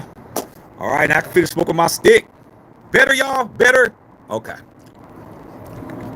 Cigar still lit. Okay, see what's going on. All right, it's better. Okay. Yeah, I've seen the goats, man. I've seen my people, bro. I mean, I was the guy that was I was going to concerts by myself in San Francisco. First concert I ever went to was go see the Patrice, was to go see the Jacksons. I saw the Jacksons when they did the Jacksons tour, man, when they were at the Cow Palace up in San Francisco, man. I was like, how old was I? Like 12? I was 12 years old, man, because none of my friends could go nowhere. They had no money. You know, so my dad took me up to the Cow Palace, dropped me off. He said, okay, I'm going to come back and get you when the concert's over. Meet me. There was a Kentucky Fried Chicken across the street. He said, when the concert's over, you bring your ass back over here. I went to the concert by myself. Okay. Got to see Michael and all them cats. I was 12. Okay. I went to go see Prince when I was 13. And I was going to all the concerts. Rick James. I was going to everything. Oakland Coliseum. I would go by myself. My mom didn't like the fact I was going by myself, but shit. So I was going to concerts, bruh. Like, okay. You didn't want to talk about Prince. Okay. That's my dude. Okay. Went to go see Prince Controversy tour when I was like 13 by myself with my homeboys. Took the BART over there. It was in San Francisco Convention Center. Saw the Time, saw Prince. And then that next year was the 1999 tour. I didn't get to go with that because my grades were bad. I didn't get a chance to go to 1999, man. Okay, I was really mad about that. Okay, but when the Purple Rain tour came out, I made sure my grades were good. Went to Purple Rain, so I've seen everybody. But that Up in Smoke tour was good. Okay. Isaac Castro, the machine costs a few thousand. I want to get one. Sell some clothing. Dude. I mean, you got some good ideas, man, and you're willing to market them, and you know, everybody has a $1 million idea. Everybody has a $1 million idea. There's nobody walking around this earth that doesn't have an idea that's worth $1 million. You could be a millionaire with something that's in your head. Are you gonna do what it takes to get it so you can get the money? I mean, there's really no dumb people in the world. There's just dumb decision making. Okay, but you can make something pop. You saw the show in Seattle? Yeah, it was good. It was good. Okay, Bill said, I thought you were talking about Cheech and Chong. Nah, man, Up in Smoke tour was concert. Yeah, I mean, they named it. I mean, you know, they named it after that. It is that because all the weed and all of that. So, yeah, you know, Cheech and Chong was something we used to watch. Okay. Tony Fast said, go Chiefs. Miss Patrice in the house. What's him? DJ Pooh. Yeah. DJ Pooh is another legend. Okay. But the thing about DJ Pooh is that the greatest thing that Pooh ever did was Right Friday with Q. That's the greatest thing that he ever did. As good as a producer Pooh was, I mean, Pooh produced Jackin' for Beats, all that shit. The greatest thing he ever did was that screenplay. Him and Q put together for Friday. That's the greatest thing that he ever did, bro. Is that. And ever since he wrote that, man, he ain't had to produce. Okay? He wrote that script, all them Fridays, Friday after next, all these Fridays, all the stuff they did. He wrote that shit. Central Coast Cali Raider trying for Josh Allen solidify his legacy. Beat the Chiefs. Nobody remembers the person that comes in second place. No, they don't. That's facts. Okay. L said Pac the GOAT. Yeah, man. You know I got a couple of Tupac stories. Okay. Personal ones. Okay. Personal ones that I was around Pac a couple of times, bro. Okay. To understand that I do got some Tupac stories. Okay. Jesse Holland, man. No way St. Brown's 30. Oh wow. I didn't know he was 30. Uh-oh. Jalen, uh-oh. I didn't know Amon Ra was 30. I thought he was like 28. Uh-oh. Yeah, y'all windows starting to become a little something. Okay. Patrice said DJ Pooh touched on a hell of a show. I've seen him and Scarface at a live band. Scarface on the bass guitar. Rocked it all night. Scarface hella underrated. Scarface was one of Pac's boys. But Scarface underrated, man. Scarface produced all the songs for the Ghetto Boys. Scarface multi-instrumentalist, can play all these instruments, but so could quick. I mean, you don't even understand how many songs that Quick did that he didn't get credited for. Like, there's some Dre songs, a lot of the household name Dre songs. Quick he definitely produced a lot of it. A lot of it. When he was doing a lot of Death Row stuff. Him, Daz from Dog Pound, a lot of production. A lot of production they didn't get credit for, man, because Suge was just like giving it to Dre, and you know, there's a lot of that going on, bro. Dre's the GOAT to me, but there is a lot of songs that cats didn't get credited for. I will say that. Okay. P-Dog said Dollars and Cents, bomb-ass DJ Quick album. Bomb-ass DJ Quick album. Don't make dollars, it don't make sense. I mean, Quick was dope, man. Quick, he still is dope. But yeah, that Dollars and Cents album, off the chain. Okay. I remember Quick's first album, when he was signed to Profile Records. Now we can go. I mean, I need to start doing this kind of content, the hip hop album. You don't even understand how much I know, bro. Like, you think I know football? I know music just as well as I know football, bro. Like, I can get on here and go. Okay. So we might have to start doing that. Greatest hip hop albums, things like that. Yeah, that'd be really good. Okay. See who knows what they're talking about. But I remember when DJ Quick got signed to Priority Records, and he had his first album out, and first album was dope as hell. He had a big ass billboard on Sunset Boulevard, big ass billboard. When you bent the corner by Tower Records back in the days when Tower Records was there, now it's the Supreme store for you young cats. The Supreme clothing line, they got their flagship stores now where Tower Records used to be, which used to be the flagship record store. And you been that corner, and DJ Quick was big as hell right there, bro. And the Priority offices, I used to go over there. Priority offices, you look out the window and you could see Quick big as shit, like right there, bro, right on the strip, bro. He was like one of the first rappers I ever seen with a big ass billboard on Sunset Boulevard, bro. And I was like, wow. Back when those billboards were like $250,000 a month.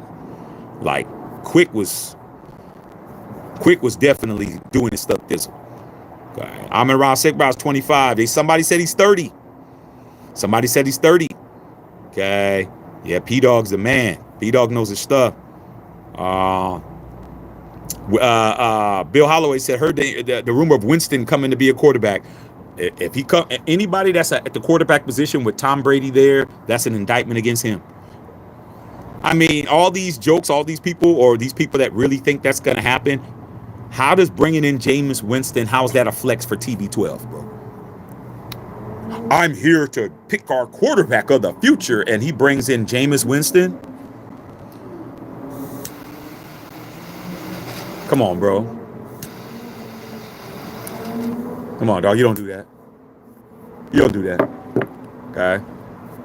Justice Saw saying, let there be light. Yeah, there's light now, man. I mean, to smoke my cigar now, man. Bill, thanks, Bill, because you know how I am. I be here in the dark smoking my shit. Okay. I'll be like, hey, I'm done with y'all. But yeah, the light is here. Okay. I broke I broke my other light just trying to get it out, man, because I had it under some shit. I tried to pull it, I snapped it, but I got a brand new one upstairs. So I got the light on here now, man. I'm outside, man. We outside, man. We outside. I'm out here smoking my cigar, man. I'm out there. Then Bill said, well, go get the light. That's what he meant. Go get that light. Go get the light. I'm out here smoking. All right. Yeah, Bill, I was gonna go to the cigar bar, but go to my cigar club, cigar lounge. But now I think I'm gonna go ahead and hang out here with y'all, okay? Because there's food in there being made. Hey, I'm gonna come out here to eat dinner, bro. Smoke a cigar, okay? Wild turkey, yeah. You can see me now, man. You know, I'm a chocolate brother, man. Shit, so you know, yeah, I need light at night. Okay, all right. Joseph Lawwell, what's going on? Said at the Circle Star. Oh, the Circle Star Theater in San Bruno, dock on the block. To let people really know, because you know there's people who really think I ain't from the Bay.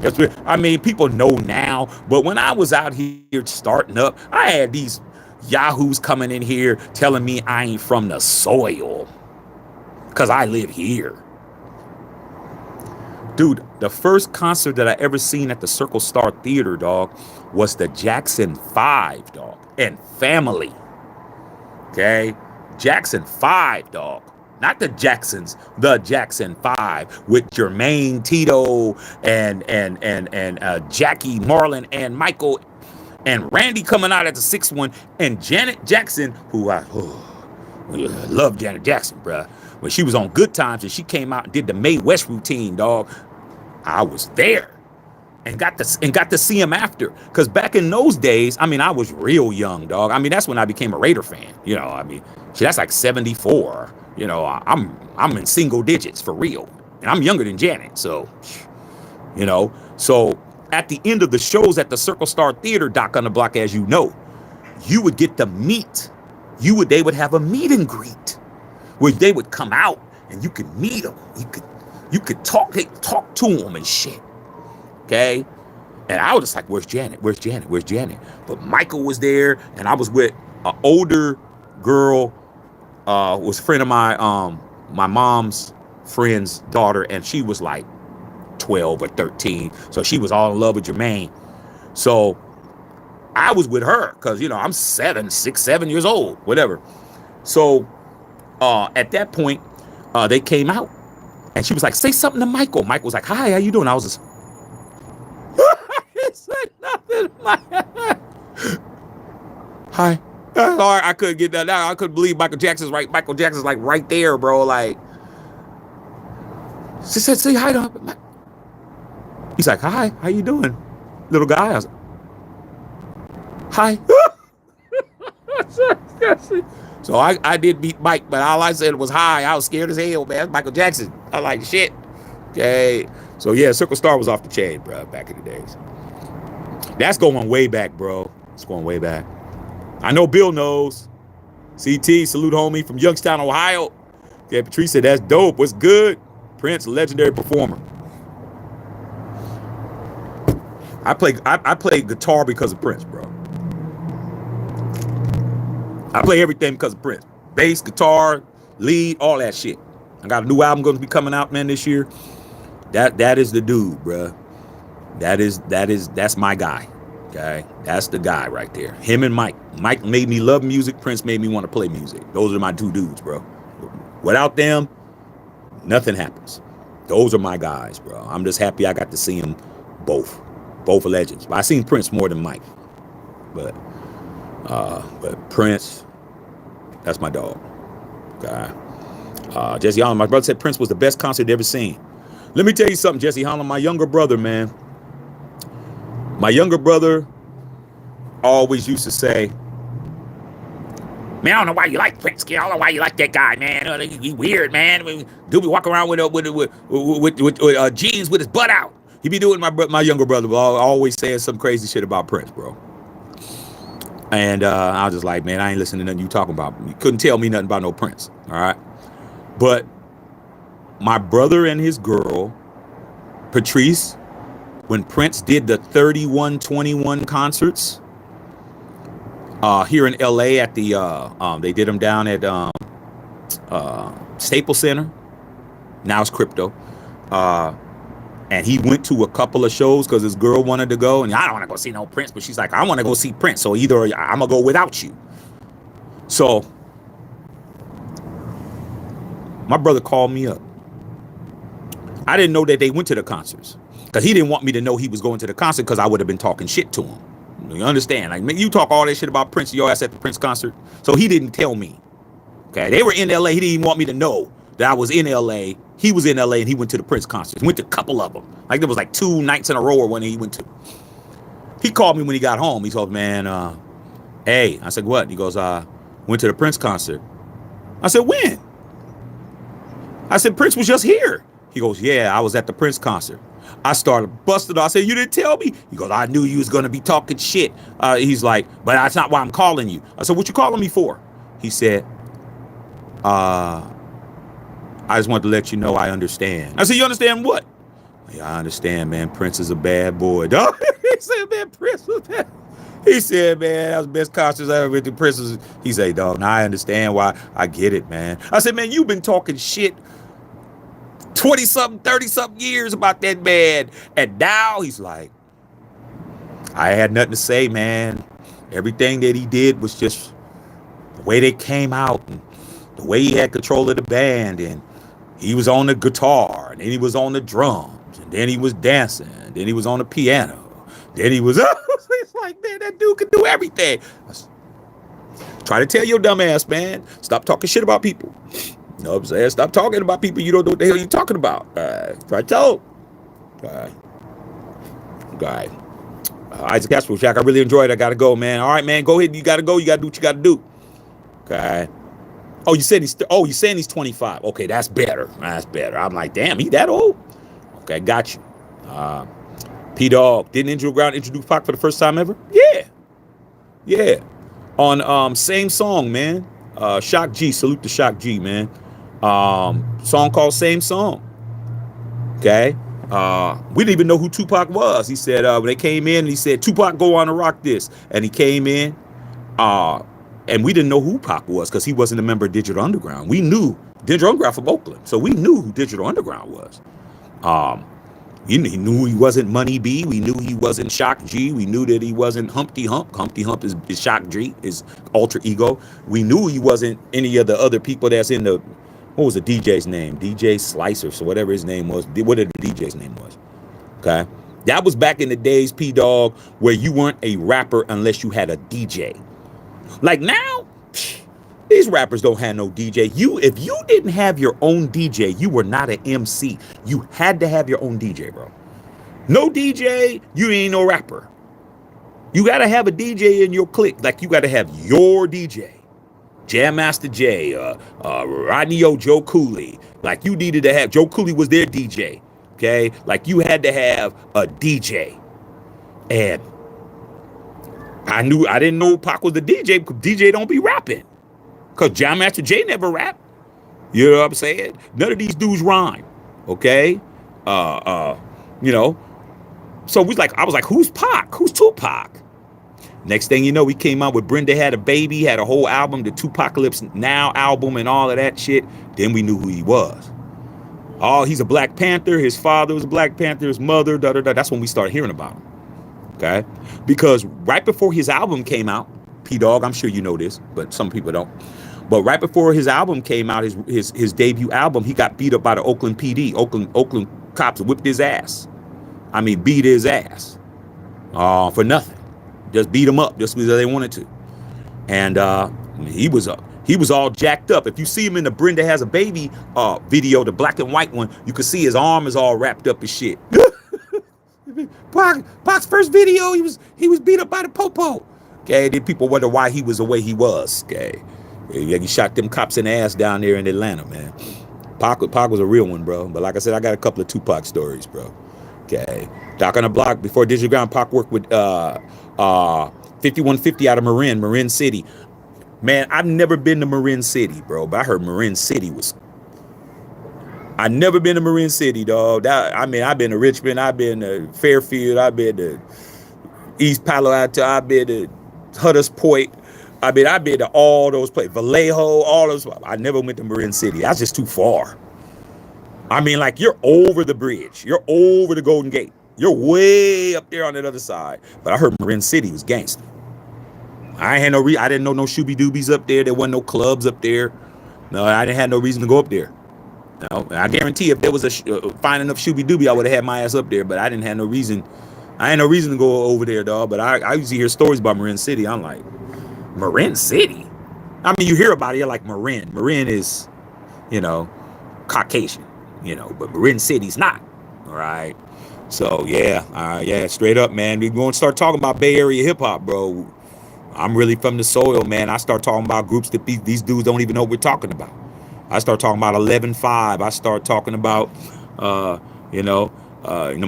boy C-Funk. You know what I'm saying? Salute to my boy C-Funk. I start talking about Paris. I start talking about JT the Bigger Figure. I start talking about Mac Mall. I start talking about Drew Down, Ant Banks. Richie Rich. I'm from the Bay, dog. Like, do ever come and test my pedigree? Once I started flapping off stuff, he's like, yeah, you really big. Yeah. once I started letting them know my pedigree. Oh yeah, okay. I see you, Shaq. Oh, I was just saying, dog. Nah, dog, man, get your ass up out of here, dog. Don't start trying to tell me I ain't from the Bay, dog. You gonna find out real quick I am. Okay, ain't that right, Bill? Bill though, shit, Bill though, at least the 6th grade. Bill Holloway out here. Marcus left back, quick as the name. First album, yeah, quick as the name. I never seen a rapper's billboard on Sunset Boulevard, bro. The place where that sign where his billboard was at, just to let you know how iconic that sign was. I don't know if that billboard's, it's probably still there, but that's where they would put Marvin Gaye up. You know, his album up. They put up Thriller. They put up Guns N' Roses. They put up people like that. They didn't put up no rapper. But quick as the name was up there. That's when he had the Jerry curl with the black hat on. Like, I was like, wow, there's a rapper up here? First rapper I ever seen with a billboard on Sunset Boulevard is Quick. Not Run DMC, not Public Enemy, not NWA, not Snoop, not Dre. Quick. Okay, I was like, wow. Quick, and we were already listening to Quick. But I was like, Quick is, to have his billboard up there like that? Yeah. Okay. Yeah, born in 1999. Okay. I'm about to say, man, he's 30, man. Ooh, barbecue chicken. Okay. Brother Tripe, town business. It's always town business. Hell, these people talking about, man. Shit, they don't know how it feels to catch the BART to the Oakland Alameda County Coliseum, dog. They ain't catch no BART up there, man. We ain't had no cars to go to no game, dog. My dad used to take me to Fremont, man, drop me off at the BART station and take the BART all the way up to the Coliseum exit. Get off the Coliseum exit. Right there is Mob 6 Nineville. For those people who are really from the O. No, from the O. That's gangster over there, bro. Like, one way in, one way out, bro. Like, you get off of that train, you can't even see the Oakland Coliseum, dog. All you see is the hill that goes like this. You get off the train, you walk up that hill, and once you start walking up that hill, you start seeing the stadium rise up like this. You know, man, these are things that you have to really be from there to say. Like, you gotta really be there. How many times I done caught the train to go see them Raiders, bro? When we were whipping ass. Ain't that right, Bill? When we were winning. A lot. Okay. Doc on the say said, nah, you from the soil. And I know that. I saw them there too. They ran down the aisles at center stage. Randy was on the good. Yeah. Yeah, dog. Because the circle star was in the middle. The stage was round and the stage rotated. So when they were performing, the stage would rotate. So there wasn't a bad seat because you're in the middle. That's why they call it the circle star. The star is on the circle and the circle moved like a turntable. It moved slow, but it wasn't fast, but it was every time during the concert, they're right in front of you. So it wasn't like, oh, we're in the back. We're looking at the back of their heads. Nah, that shit was revolving around. That shit was. I'm trying to tell you, man, I'm really from the soil, man. I mean, I don't know how people don't think I am. Okay. Bill said, I saw Bill Cosby at the Circle Star. Oh, wow.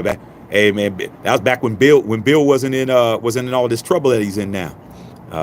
Like I said, man, I still consider, I'm a guy that could separate somebody's, their career from their personal life. Bill Cosby is still like a top 3 comedian to me, bro. I mean, he gave me Fat Albert and the Cosby Kids. I don't care. I don't care what y'all talking about. Y'all can talk about what he might have, what he did and what he got convicted for. But what you can't take away that damn Fat Albert and the Cosby Kids from my ass, dog. That ain't happening. That ain't happening, bro. There's certain things that you can't take from me, bro. Okay, you can't take that. You can't take the Cosby Kids away from me, but that ain't gonna happen, bro. Brother Leo in the house. Leo V was in the house. What's going on? Okay. Hey, Leo V, man, real quick, man, about your Rams, bro. I'm hearing that Sean McVay wants an answer from Matthew Stafford sooner than later in regards to what he's doing. Sean McVay's like, hey man, if you're retiring, man, you need to let us know. Like, we're not trying to sit around here and wait for you to wait to the last minute, bro. Are you coming back or not? Sean McVay's like, what are you doing, bro? You ain't messing up my offense. I mean, we got a whole Jimmy Garoppolo. DOV. Do you know how much I'm going to be clouded if Jimmy G is back there under center for you guys? Because, when Jimmy's under center, bro, he's looking at all the shooby-doobies in the audience. He ain't really looking at the offense. He's just, yeah, you, hut, hut. But as hell. Okay. Yeah. Bill Holloway from the soil, too. Understand, Bill Holloway ain't no joke. Bill Holloway know what it is, man. I'm telling you. I'm validated, man. Try to tell you, man. 6th grade. Patrice, Jesse Hollins, yes. I heard he used to play chess at old GG Park. Yeah. Okay. Raider, 24. What's going on? What's happening? Man, this is kind of good, Bill. I'm glad you told me to bring my ass out here with the Lizite. I'll be out here in the dark, bro. I'll be out in the dark smoking my shit, dog. All you see is a red spark. All you see is that's all you see in the dark, bro. But I'm out of here. Okay. It's dope, man. I like this little light out here. I'm out here chilling. Okay. I'm about to look at this side, man. Seeing my wife and son. I think they're doing homework. Okay. Yeah, Patrice bangers. Got you on in the shop. Yeah, man. Salute to everybody in the shop, man. Salute to the support at the shop. You know what I'm saying? Salute. Got my boy Bill Holloway at the shop, man. Okay, Doc on the block. That's right on. I remember that. Yeah, Bill. Doc. Try to tell you, Doc, I'm a real one. I'm a real one. They let this LA shit get to him, dog. I mean, I had several people tell me that I shouldn't be talking about the Raiders because I live in LA. I was just like, come on, dog. Okay, Brother Tri said Pac. Yeah. He's walking across the street. They used to do that type of shit in the town. Yeah. Got his ass whooped. They knew who he was. They knew who Pac was. They knew who his mom was. They knew his father, stepfather was Matulo Shakur. Okay. Notorious. Mother was Afeni Shakur. Okay. All right. His aunt's Asada Shakur, who's in Cuba, man, who escaped the Cuban man, been in Cuba the last 40 years, who's still a fugitive. So they knew who he was. That was a targeted hit, a targeted ass whooping. Okay. He definitely got his ass whooped. It wasn't no getting around that. Okay. Ike Boy said Jay Diggs. Yeah, Jay Diggs, bro. Salute to Jay Diggs. Jay Diggs is still trying to catch that fade with Whack 100, dog. I don't think that's ever gonna happen, dog. I don't think I don't think that's ever gonna happen. I don't think they ever gonna square up, man. I don't see Whack going up there, and if Jay comes down to LA, man, he's gonna have more important things to do than try to look for Whack 100. I don't think it ain't hard to find Whack. Okay, all right. Leo with the $5, man. Shoot, hell no to Jimmy G. Stafford still retires. We're still a big hit. We lost 99 already. Got to trust in McVay. With Snead, though, whatever happens. I'm just trying to tell you, man. I mean, let's not act like Jimmy G ain't on the team for a reason, man. Jimmy G is the ultimate finesser, bro. Like, much respect to Jimmy G for collecting a bag and collecting a bag of panties, bro. Like, football's not his thing, though. But collecting money and knocking them down, he gets props. I give him that. Yeah, Ant Banks, Too Short, Freddie B. Yeah, dog. All them cats from back in the days, bro. I mean, and even Hammer, man. I mean, a lot of people think that Hammer's a punchline. You ain't understanding, man. Hammer and his brother Louis Burrell, real gangsters, bro. Like, don't let the baggy pants and the typewriter move.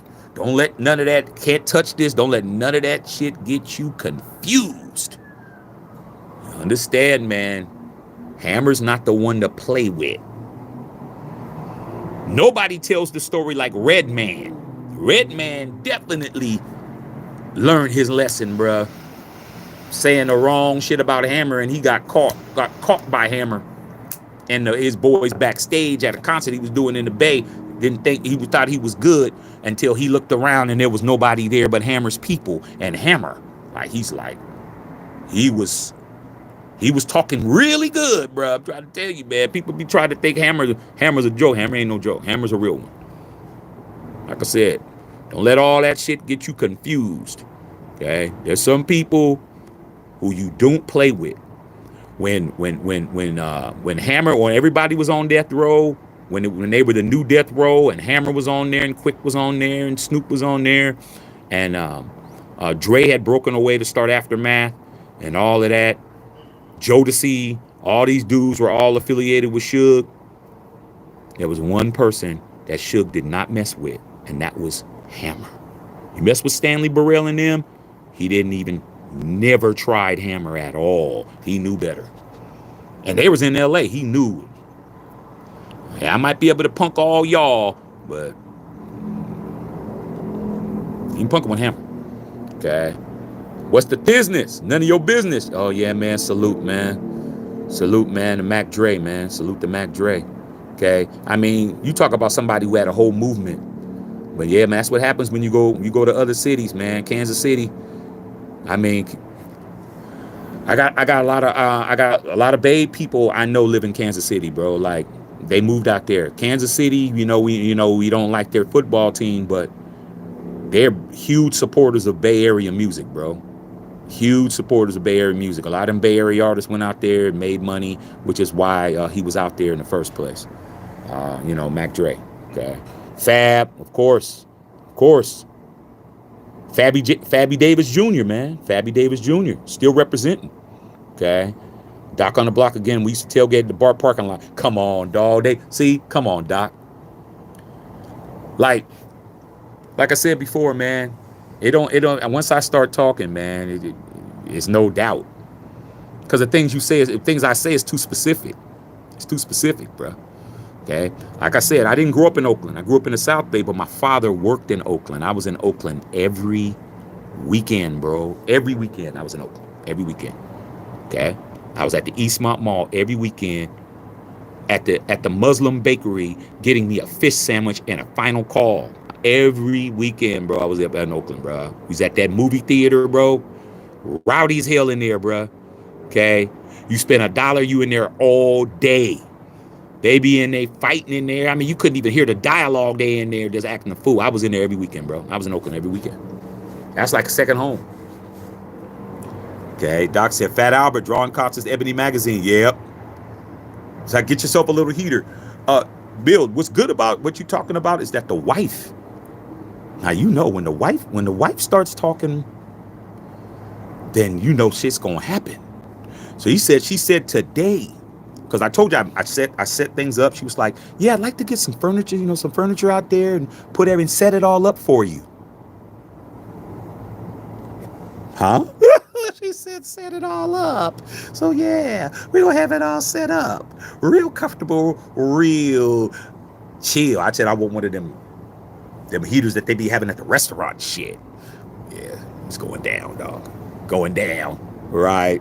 We definitely gonna make it pop out here. All right. Miss Patrice, the tailgate in Oakland before the Raiders game is something I probably never experienced in the Vegas. Now, the Vegas doesn't have a place where you can really, they got Lot J. The problem with the tailgating in Vegas is that the lots are like far. It is a pilgrimage to get down there. Shit is far. It's like a mile. Like damn near. And in that heat, it's far. Now, a lot of those, like my big brother Violator and Gorilla Rilla and all them dudes be getting they be taking them in the in a little golf cart and shit. They be riding in the golf cart there and back. Man, I made that walk down there, dog. Man, I was dripping sweat. It was so damn hot, man. I'm like, damn, far. Lot J, far as hell, bro, from the stadium. It's far.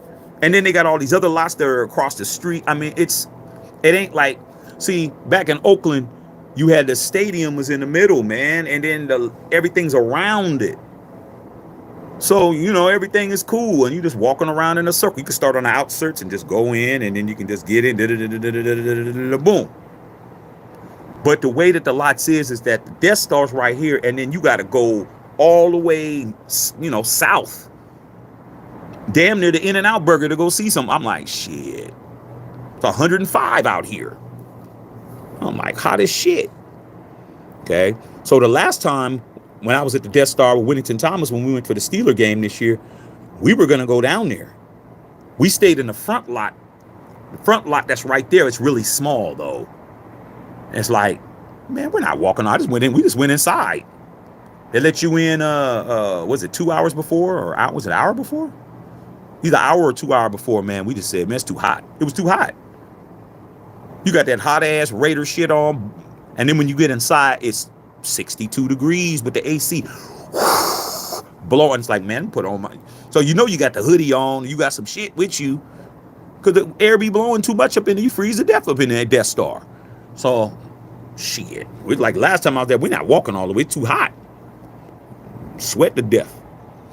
Okay. Appreciate the $5 dono, Leo. We say I'm always in the heavy metal guitar heroes. EV, Samuel Prince was all around entertaining great concert. Well, Eddie Van Halen is my third favorite guitarist of all time. Is Eddie Van Halen. Okay. Eddie Van Halen is a top three guitarist. Okay. Prince, Jimi Hendrix, Eddie. Eddie could do everything. Eddie could play rhythm. Eddie could play lead. Eddie could play everything, bro. I love Eddie. Okay. Sammy Hagar, hella underrated guitarist. But Prince could just do everything. He could just do everything, right? Okay. Oaktown 357. Yeah, Oaktown 357. Yeah, the whole Busted Records, man. That was Hammer's record company, Busted Records. Okay, I know Doc on the Block knows that. Busted Records. They had everybody on there, dog. Had everybody on there. All right. Hammer had like 90 groups. Okay. Okay. Him, BNGB, he had everybody. He had everybody. Okay.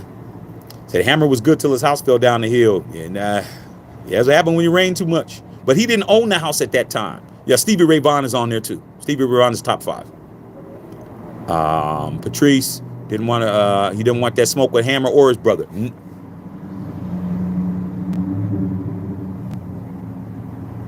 No. I used to tell people that all the time. Oh, Hammer whack.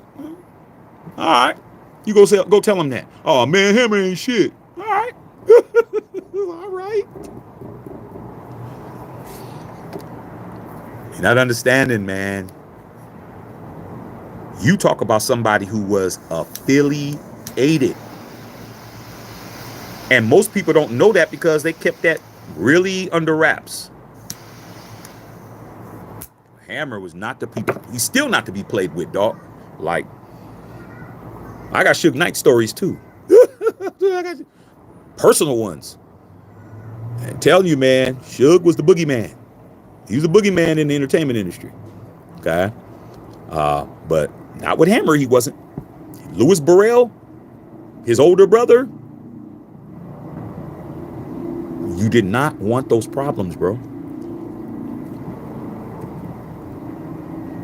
At all. Okay. They always said Mrs. Russell's 6th grade band class would explain how the music classics influenced new music. I remember Mrs. Russell. I remember her. Mr. Russell. I remember Mr. Russell. Okay. Leo V. I was in the skating rinks in the bag back in the days, big like this was in LA. I mean, skating rinks were big in the Bay Area too, man. I just didn't know how to skate. I'd go there, man, and be on some roller skates, man, and wait for a shooby-dooby to get off the floor, try to pop. My wife skates. Don't get my son to skate, but I wasn't good on no roller skates, dog. I didn't have no sisters. I didn't have no cousins and nobody like that, dogs. I didn't know how to skate for shit. I just be on there trying to look cool, Patrice, the big ass, concrete walls and shit. I had Drake. Shaq, you coming out here? Oh, man, I don't even like this song. Patrice, I didn't even like this song. This song was dope shit. I go, what are you talking about? Oh, those couple dances or couple skates? I try to be too cool for school for that. You want to skate? Ah, man, I hurt my ankles kind of sore from football practice. Couldn't skate for shit. You never skate. My boys out there skate backwards. They doing all that shit. My ass is up against there. Man, shit. Shaq, you know you can't skate for shit. I say, yeah, but I can play football better than you, though. Play football better than you, though. What's it got to do with skating, though? Nothing. But at least football field, you don't want to see me, though. But I'm just skating. I couldn't skate for shit. I ain't gonna hold you, bro. I can't make up nothing. Don't lie for me. I'm gonna tell the truth. Okay, you need a suede robe, yeah. Okay, yeah. Leo B. Barry, that's what I meant to say. I got you. Late night, yeah. Yeah, Patrice said, definitely did golf cart. I'm trying this shit far, dog. Especially when it's hot. And I'm trying to tell you, the best games are when it's hot. But in Vegas, it's always hot. When I went to the latest game in the season at Death Star I ever went to was the 49er game 2 years ago. It was on New Year's Day.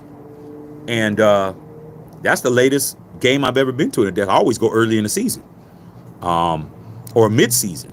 Well, just about me before the break. I always went to games before the, our bye week. But that was the only game I went to that year because when Josh McDaniels was a coach, I said, I'm only going to one game a year. I'm not spending my money on no Josh McDaniels. And I kept my word. Okay? But it was hot as shit on New Year's Day. Hot as shit on New Year's Day. Stayed at the Mandalay Bay, had my son, had him in the stroller. All you doing is walking up Hacienda. I mean, come on, dog. I mean, I even know the street. Like, I'm a real one, okay? Go over the Hacienda Bridge, boom, right there. It's so hot. They got the water stations out. Like, they cut off the streets, and there's water stations on the street. Oh, the water was gone.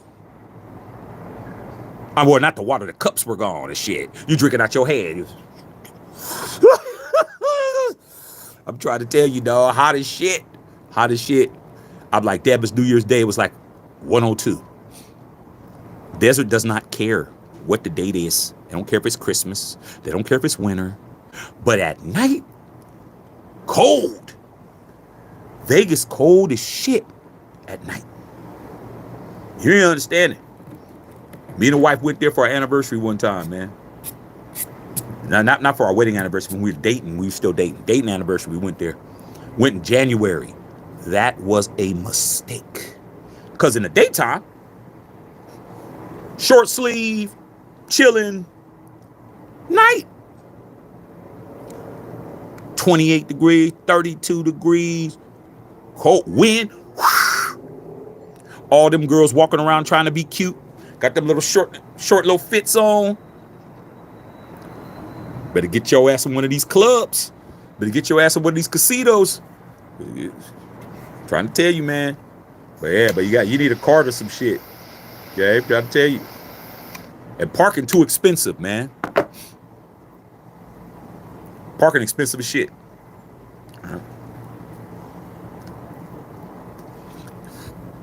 Okay. Yeah, Oakland tailgate was the best. Yeah, it's nice in there. I went to the Pro Bowl. Yeah, it's nice. Got to give Mark props for that. That stadium was lit. Albert King, favorite guitarist. Albert King, monster. Left-handed. Licks. Nobody can play like Albert King. Albert King. Tom Morello, good guitarist. What's up, Potts? Potts a guitarist too. Come on, Potts. You know we know what we do with Potts. See, people don't understand. Potts will tell you. Potts is an awesome guitarist. But Potts will let you know. Shaq can rip. Potts knows I can play.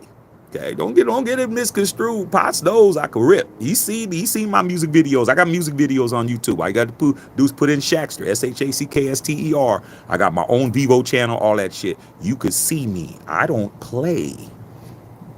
Potts was like, damn, Shaq, I didn't know you could play like that. Yeah, I can play. I definitely can.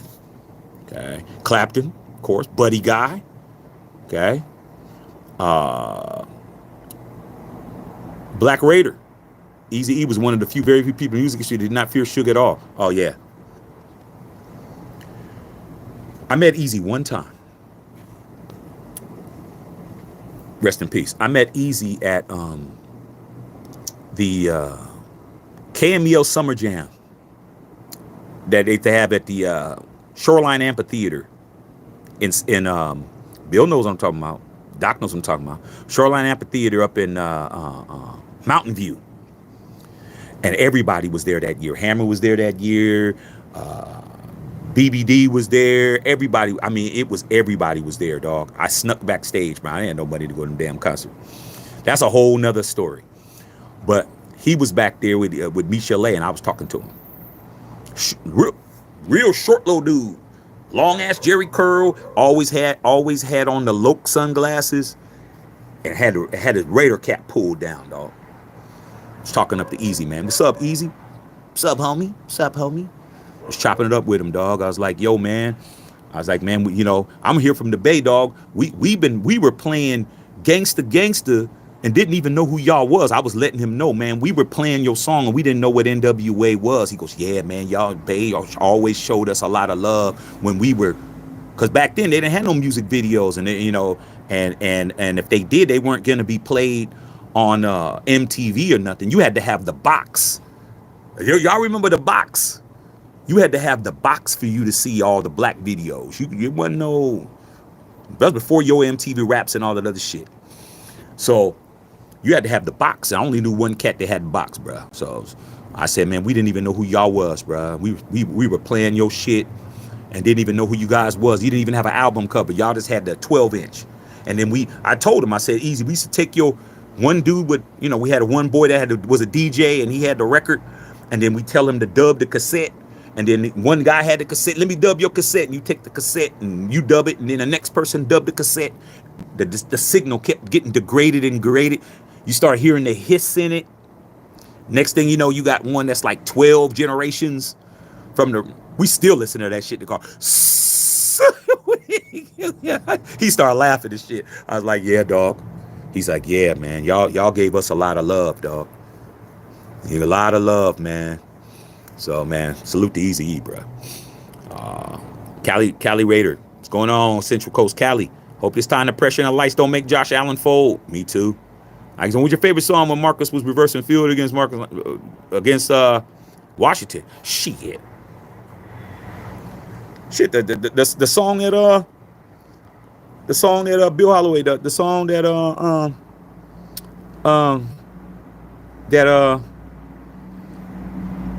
Bill, was our tight end's name, number 46? Passed away, he had the curly hair, was his name? Man, I don't know why I think of his name right now. Todd Christensen, I thought of it. Todd Christensen, rest in peace. Running with the Night. Running with the Night, Lionel Richie. That's the song. Because he said that's the song he heard. When he saw Marcus Allen running, he said he heard Running with the Night, Lionel Richie. That's the song. That's the song, bro. Marcus Allen has a song that goes with the run. What are you talking about? Running with the Night. Lionel Richie. He were running with the night, playing in the shadows. Well, shit, that's the song. That's the song he was running to. Todd Christensen said that shit. NFL Films, bro. Okay, that's the song, bro. Trying to tell you, man. You don't even understand. I just saw that play last night on YouTube. On Facebook. I saved it. It was the actual call, bro. It was like a 3rd and 12. It was a 3rd and 12, bro. And we did a 17 Bob Trejo. That's the play. That is the actual play, Ike boy. Don't play with me when it comes to the Raiders. I know the play name. 17 Bob Trejo. The one back to the 7 hole. Pitched that shit out to Marcus. Marcus went to the 7. Nothing there. I got to turn back and went up the seam. 74 yards for the tug. Good times, bro. This one right here, Ike boy, that run solidified my 3rd ring. Good times, bro. Patrice in the house. Okay. Now, it wasn't roll bounce. Roll bounce was at the skating rink. Okay. Patrice says rolling. Yeah, roll bounce was cracking. Bounce. Don't. Roll. Skate. do, roll. That was a song, though. But guess where I was at? Patrice, guess where I was? When they were rock, skate, roll, bounce, and guess where Shaq was at? Shaq, you know you need to get out here. Man, I ain't trying to hurt myself, man. I got a game. Make a pity fake, dog. I didn't have no game. I didn't have no game. I just couldn't skate for shit. Hey, it wasn't happening. All right. Just as I said, who do you think your head coach gonna be? I don't know. That's Tom Brady, bro. I don't know. How am I supposed to know? I ain't falling for that shit. The Raiders never do anything I want them to do regarding a coach. Why would I say what's going to happen, bro? I don't know what they're going to do. I don't know. Okay? Whatever they do, they better win, bro. They don't, they're going to get cooked. Hey, Bill, this is a good ass idea, man. I would have still been out here in this dark doing it. My wife would have been like, you need to come inside. It's dark. She ain't saying nothing. She ain't saying nothing, bro. That's good. All right. Ike boy says Xanadu. Ain't gonna be no Xanadu, man. Okay. Raina Mir, who do you want the Raiders to be the head coach? Ain't my responsibility, bro. I had a coach. His name was Antonio Pierce, man. I was good. Build something, dog. Have some balls, man. Stick by somebody. But nah, when you keep thinking you got a better deal somewhere, I mean, you want to be the cat with 7 wives? Be the cat with 7 wives, bro.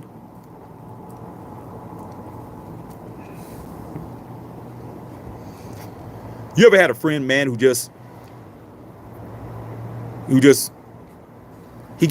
every girl he get with is the wrong girl? But for me, I done had boys that have been married 5 times, 6 times, bro. Like,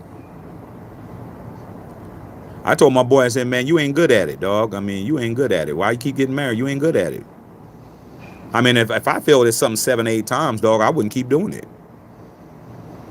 I mean, like, I got friends that got 5 baby mamas, bro. Like, close homies.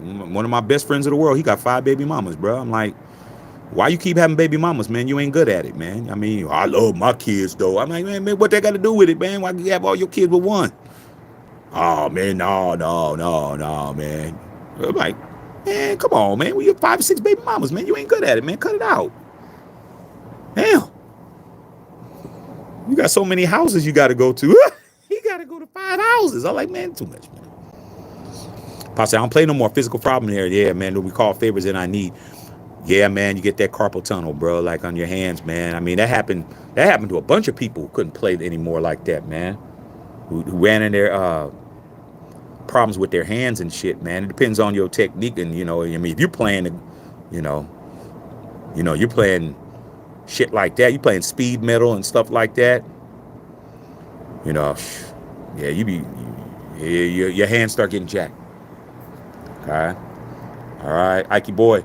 I can see you cutting the rug with a nice shooby dooby, man. Maria Santana. Oh yeah, I was in the clubs at that time, dog. I mean, Maria, I was in the clubs with that, dog. Yeah. Played by Carlos Santana. Oh yeah, dog. Spinning them. That's when you showed off your skills. That's when the 2-step homies was looking at you mad. Everybody cool. That do. Come on, girl. Cha-cha. Man, I knew how to do all that shit. I was at the cha-cha with him. See, y'all get me talking too much. Lucky I ain't got no oil in me. I'm drinking water. I have some oil in it. I might tell you something I shouldn't tell you.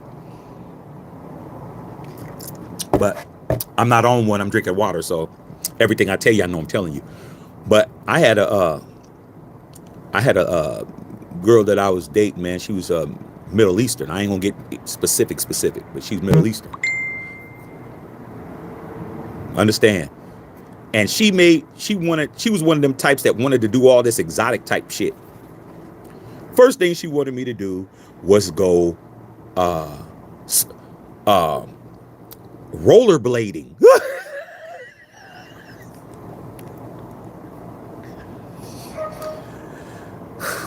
I'm grown now. I ain't no 12, 13, 14 years old. I'm grown. I was like about 32 at that time. I was probably about just the size age, about 30, 31, 32, somewhere around there. And she was begging me to go rollerblading with her. I said, I don't rollerblade. Oh, come on, it's gonna be fun. All right. It was not fun for me. She was, I'm like, but anyway, one of the other things that she wanted me to do was to go cha-cha classes. Now, I wasn't really trying to go to no cha-cha class, man. I'm like, eh. But she was, you know, influential. For that little bit of time, she was influential. So we went to the cha-cha class. I went to cha-cha class, went for like about a couple weeks, go into the little, like once a week, and started learning and spins. So when that shit was over, and the Carlos Santana song came on, I knew how to do this shit. That shit gave me a lot of love, knowing that. They're like, damn, we didn't know you not. I was like, spin them, bring them. I knew all that shit, bro, because I was in the cha. I didn't tell them I went to the cha-cha. I said, you can't tell them everything. You can't tell them. How'd you learn how to? I'm Shaq. Come on, I'm worldly. And he was like, yeah, you was out there, man, acting like you was Ricky Ricardo. My boy called me Ricky Ricardo, dog. That nigga said, yeah, you niggas out there trying to be Ricky Ricardo and shit. I said, I was out there being Ricky Ricardo, but who was I with? They're like, yeah, you was with him, but damn, nigga, you was doing Ricky Ricardo. I was like, hey, dog, you got to use them skill sets, bro. Sometimes them skill sets came in handy. I didn't have no other time to do that. That was the only song you could do that shit on. It's like, and there wasn't that many people out there doing it. So I was out there. And when I got off that floor, them girls was like, could you teach me? Oh, yeah, I could definitely teach you. I understand. You understand? You gotta have other skills, bro. Don't let your boys dictate your skill sets, dog. Get your skill sets up, dog. Learn how to talk, man. Learn your etiquette. Learn a salad fork shit. Like, I'm trying to teach them, Patrice. You got to learn the difference between a salad fork and a regular fork. You got to know your placements. You got to know. Another girl, I'm telling you, you got to pick up these skills, bro.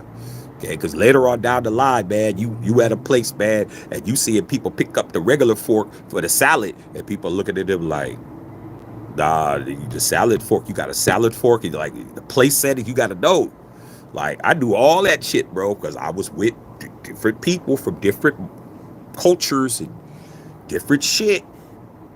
I'm trying to tell you guys, man, you single cats out there, you got to get your skill sets up, because you're not going to attract nobody at a higher level if you're still, you know, if you're still hocking loogies and you still doing little shit like that. Like, come on, bro. God. Yeah. I wasn't dressed like Tony Montana. I wasn't doing that. I didn't have the wide open collars, man. That was before my time, dog. I ain't that old. Okay. Doc on the block said, hey, Patrice said facts. I'm trying to tell you, man. Glad we ain't talking about Josh Allen anymore. Yeah, Potts, I don't think y'all really have nothing to worry about. He's in your, you guys are in his head. Y'all gonna be giving him a hard time. I mean, Josh Allen's gonna be getting a hard time in there. Bill said all those acts were banned from radio until after 10. The classic channels now. That's true. Yeah, Todd Christensen, man. Yeah, I thought of it. Todd Christensen, Bill, I thought of it. Todd Christensen, very underrated tight end. Very underrated tight end, man. It was tragic to hear that he just passed away. He was kind of young when he died, Bill. I think he was like 52 or something. I don't know why he passed away though. Okay, I think his son. I think his son follows me on Facebook or something. One of his kids. Okay, boy, I feel like I've been like your favorite dog during that time. Oh yeah. I mean, any song that the girls like, bro. Like, I mean, you know, I wasn't the kind of cat that wants to stick around and bob my head with the homies, dog. Like, I'm like, okay, I mean, but I wasn't one of them type of dudes. I'm like, yeah, okay, this song's cool. Yeah, man, we all, nah, dog. I'm like, hey, man, the girls like, there wasn't no Drake or nothing out, dog. Like, trust me, if there was a Drake out during that time, I would have definitely been having Drake in the car. You gotta have the right tunes in the car. You got the tunes for you. You got the toots for the hobies, and you got the T's for the shooby dudes. Like, and that's back when we had the big ass cassette boxes. You guys don't understand. Well, we had all the cassettes in the cassette case. You flip it over, you had cassettes underneath. Come on, Patrice. We'd have all the cassettes. Everything. I had LL Cool J radio. I had Yo Bub Rush the Show, Public Enemy. I had all Then I have all my rock albums. Then I'd have all my, Michael Jackson albums, Off the Wall, Thriller, all that shit, History, all that shit. They had Prince, 1999. I had every Prince album. I had all my shit, flip my shit over. I had all my classical shit, had my classical music, all my shit. I had everything, bro, everything. It all depended who's getting it with. On a homie. Okay. You know what I'm saying? Put on the Ice Cube. You know what I'm saying? But put on the Kill It Will, for a cassette tape or whatever. Then you had the CD cases. Then you had to go get, when the CDs came out, you had to replace all your cassettes with all the CDs, bro. Like now it's a CD. Now I got to go rebuy all those. So, yeah, I got you. Said, yo, what's going on, man? E-Trip. Said, yeah, you know what it is. Spoken possible. Time for me. All right, big dog. Roller skates on the rabbit to me is drop the bomb on me. Oh, yeah, man. Gap band. Yeah. Okay. Gap band's tight. Gap band, man. Yeah. Okay. P-Dog 46 Rumble. I think he was into poetry. A smart man. He was an intellectual. Todd Christensen was an intellectual. I don't know where he went to school, but he was definitely a scholar. He was like a scholarly guy. He was a spiritual guy, a poetic dude, and a dog on the football field, bro. And loved Marcus Allen, bro. When you see that film, but he's talking about Marcus Allen running that play, and he started crying, bro. Like he broke down. Like Todd Christensen, when he was talking about that run, he started tearing up, bro. Like he really broke down. I was like, wow, like that run, that was like seeing Baryshnikov or somebody dance or some shit. Like he looked at it like that. Like he took it all the way to the spiritual level. That dude was a real guy, man, and a Raider to the core, bro. Todd Christensen was a beast, bro. Missed that cat, man. I'd wear his jersey, dog. I mean, there's not too many cats I'd wear his jersey. I'd wear his jersey, bro. Todd Christensen was a real one. Okay. Bill said, Ben Johnson to the Bears, Aaron Glenn to the Jets for snatch up quick. Yeah, man. I mean, that's what happens, man. I mean, I thought Tom Brady was so influential, and Tom's going to land. I mean, Tom struck out. He struck out with Vrabel. That's his boy. He struck out with Ben Johnson, and he struck out with Aaron Glenn. It's like, man, hey, man, you can be the GOAT all you want to. That doesn't mean I'm going to the raggedy-ass Raiders. I'm not going over there. I'm not going to those damn Raiders. Crazy as hell. Definitely ain't doing that shit. I could go in the house. Okay? Yeah, I was a dog. You call it sugar hips all you want to. I never did nothing for the homies, bro. I only did stuff for the ladies. I did not care, bro. I really was not one of them dudes that let my friends mess my shit up. Because all I had to say is, look at who you're with and look at who I'm with. That's all I had to do. I never was envious of any of their girls, but they were envious of mine. And that's all I cared about. I didn't care, bro. That shit didn't bother me at all. I was like, so what? You wish you could be where I'm at. Okay. You really do. All right. I didn't have a problem with it. Yeah, Howard Hewitt. I had the Howard Hewitt album too. Okay. I had a Howard Hewitt album too. Okay. The song Doc on the Block, the whatever album that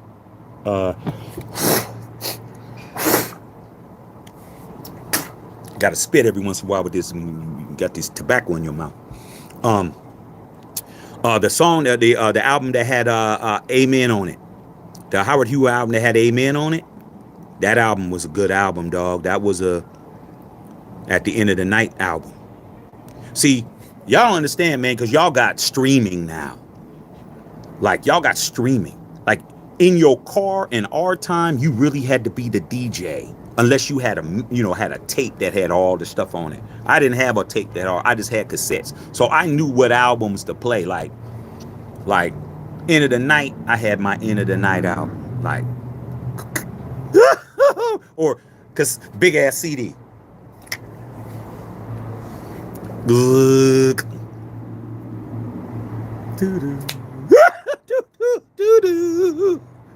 Mikey boy, you ain't even understanding, bro. You're not understanding, bro.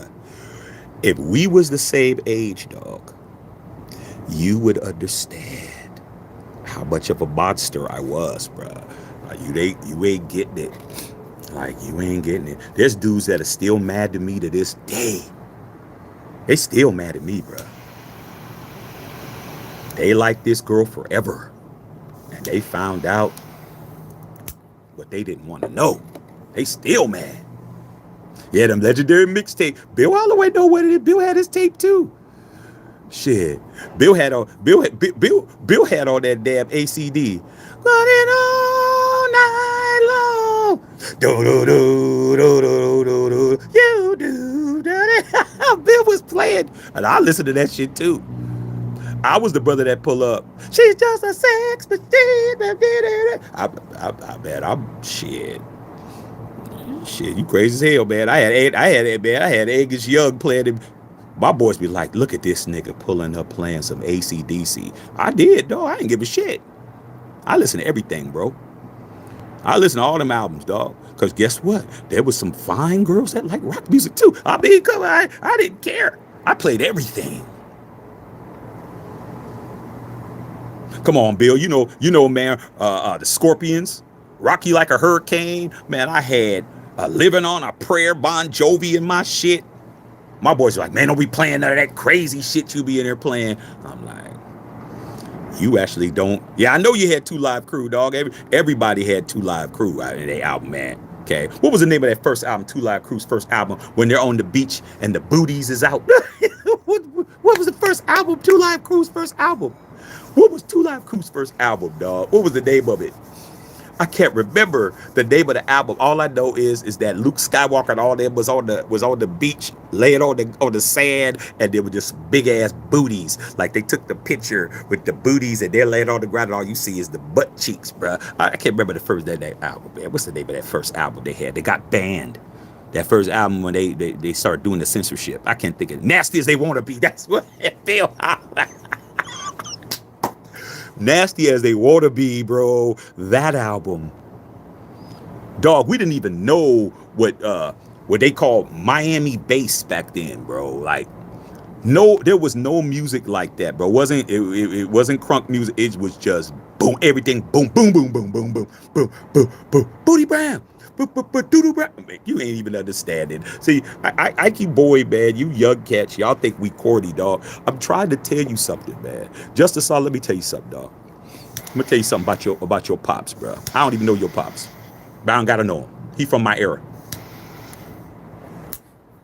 There might have been times in your life you thought your pops was corny. I'm gonna tell you, I don't even know your dad, but I know his era. Anybody from my era, bro. I don't care who they are. They could be your dad, your uncle, who you look at and he's drunk or whatever. We got it in more than y'all did. Y'all ain't even close to touching what we was touching on. Like your whole era is completely different, bro. We didn't have to be accountable for what we did. Like your dad, that shit he'll never tell you, bro. Justin saw this shit. Your dad will never reveal, bro. I'm telling you, us OGs, bro, we had it good. No paper trail, no camera phones, no live, no proof, no evidence. Nobody's walking around with a camera. Nobody had a big ass. I mean, the damn on your phone when you can just click and do this. Big, no screenshot, nothing, dog. You had a camera. It was big as shit. The closest thing you can have is have one of those Polaroid yellow cameras that your mama used to have, them Polaroid little yellow ones. No flash. Not all I did get to be. We had no proof of anything we did. It was your word or her word or his word versus yours. And if you can get out of shit like me, you know I'm a talker. I got a mouthpiece, man. I got that oil. I got that damn silky smooth mouthpiece from the Bay. Hey man, shit. Where you think E40 from? Where you think you get all the lingo from? Patrice laughing because she know. Because girls too. Girls didn't have no. There was no accountability for anything, bruh. Y'all, shit. Them girls turn on the shit, have you on live. You don't even know you on live. You don't even know. I'm telling you, bruh. You could legitimately have girls in the same city and they don't even know each other, man. Like, not no more Facebook, Instagram, all that shit. They know everything about you. They know all your pictures, your car, the this, the this. They know everything, bro. During our time, bro, no cell phone. I didn't get a cell phone until what year? The first year I had a cell phone? 94, bro. I'm in my mid-20s. There wasn't no cell phone. I didn't get my first cell phone until like 94, 95. And I was the only one that had a phone. And at that time, it was so expensive to be on the cell phone. I'd only be on the cell phone at night because it'd be too expensive. But I had a cell phone. I had me a Motorola Flip. But I wasn't on it. It wasn't no texting. It wasn't no pictures. Get on it. Make a call fast as shit. Return the page. Y'all don't understand that. I'm trying to tell you, man. I always tell them, your uncles, your aunties, your parents. You might think they might really be cornballs now, but back then, you ain't even close, bruh. You ain't even understand it. Everything you had to do had to come from you. You didn't have all it. Like now, you got followers and subscribers, and you know you got to have social proof and all of that shit. You got to have social proof. All this is social proof. How many followers you have, how many Facebook friends you have, how many Instagram followers you have, how many Facebook, YouTube subscribers you have. Everything's social proof now. Like, you're not shit. You only got 4 followers. Like, back then, man, I mean, everything came from the mouthpiece. I mean, you had to talk for yours. Okay? And the dudes that couldn't talk for theirs, they had to have a nice-ass car. I mean, I'm picking up girls in buckets. I ain't gonna even hold you. I'm telling you, man, it doesn't matter. Pull it up in that. Shit, wait till you see who's getting in it. Like I always say, you dating me or you dating my car? I said, come on, dog. That's 90s right there. Who are you dating me or you dating my car? Which one are you doing? Now, they know too much. They know you before they even know you. Too much information. Okay. Ike Boy said, hipper than hippopotamus. You already know. Made my first call watching OJ and the Bronco. Yeah. About that 94. Yeah, around 94. I think I was in it. Was I in LA at that time? No, I wasn't in LA yet. Because I moved to LA back during 94. No, when was I here? Yeah, 94 I was here. Because I was working with John Singleton. I was working on a Higher Learning album. Yeah, your boy's on that album. And that was like late 94 going into 95. So when I moved to LA, I got the cell phone. Okay. Came down here, worked on it, I moved back. So yeah. It's about 94. But when OJ happened, I was in the Bay at that time. I was back home by then. Because that was like July 94 or something like that. Something like that. Either I hadn't moved to LA yet or I moved back. I think I hadn't moved to LA yet. I think I remember when I moved to LA in 94. When was the Northridge earthquake? Whenever the Northridge earthquake was, I had been in LA like a week. So whatever the date of the Northridge earthquake, where the 10 collapsed and shit, that's when I was down here. During the NBA finals, yeah, that's when I was here. That's when I moved down. So it was probably, OJ was before that. Maybe a couple of weeks before that. I hadn't moved here yet. Because when I moved to LA, I was living in Culver City, and we were working in Columbia Pictures, which was down the street. So I was at Columbia Pictures every day working on the Higher Learning album with John and them. So playing guitar, singing on the car, writing the shit, all that shit. So so that I was in LA for like the first week when that happened. 94. So yeah, when OJ happened, I was still in the Bay. Okay. Said 95, the height of the death row era. Yeah, man. I was down here, bro. I was here when it was, and I was trying my damnedest to get with death row. I ain't gonna hold you. I was trying my damnedest to get with death row, and thank him up there that did not happen. I did not know all the shit that was going on, dog. I was submitting beats. I was trying to get to, and then I ran into Suge and him, and found out why I didn't need to be with them. That's a whole nother story. That was 95 when I first ran into Suge and Death Row in LA. And I mean, personally, that wasn't no he's over there. That means like right in my face talking to me about some shit. You didn't even understand it. Okay. It's cool out here, man. Family, I'm looking, see family ain't nowhere to be found, dog. Okay. Bulls was killing it. Like Tyson versus Holyfield, I think, too. Now, I'll tell you something. That was when the Bulls was handling business. When Ice Cube came on, what album was that? Was that the Death Certificate album? When he came out and he was talking about, man, whatever you do, don't be walking around here no Bulls red.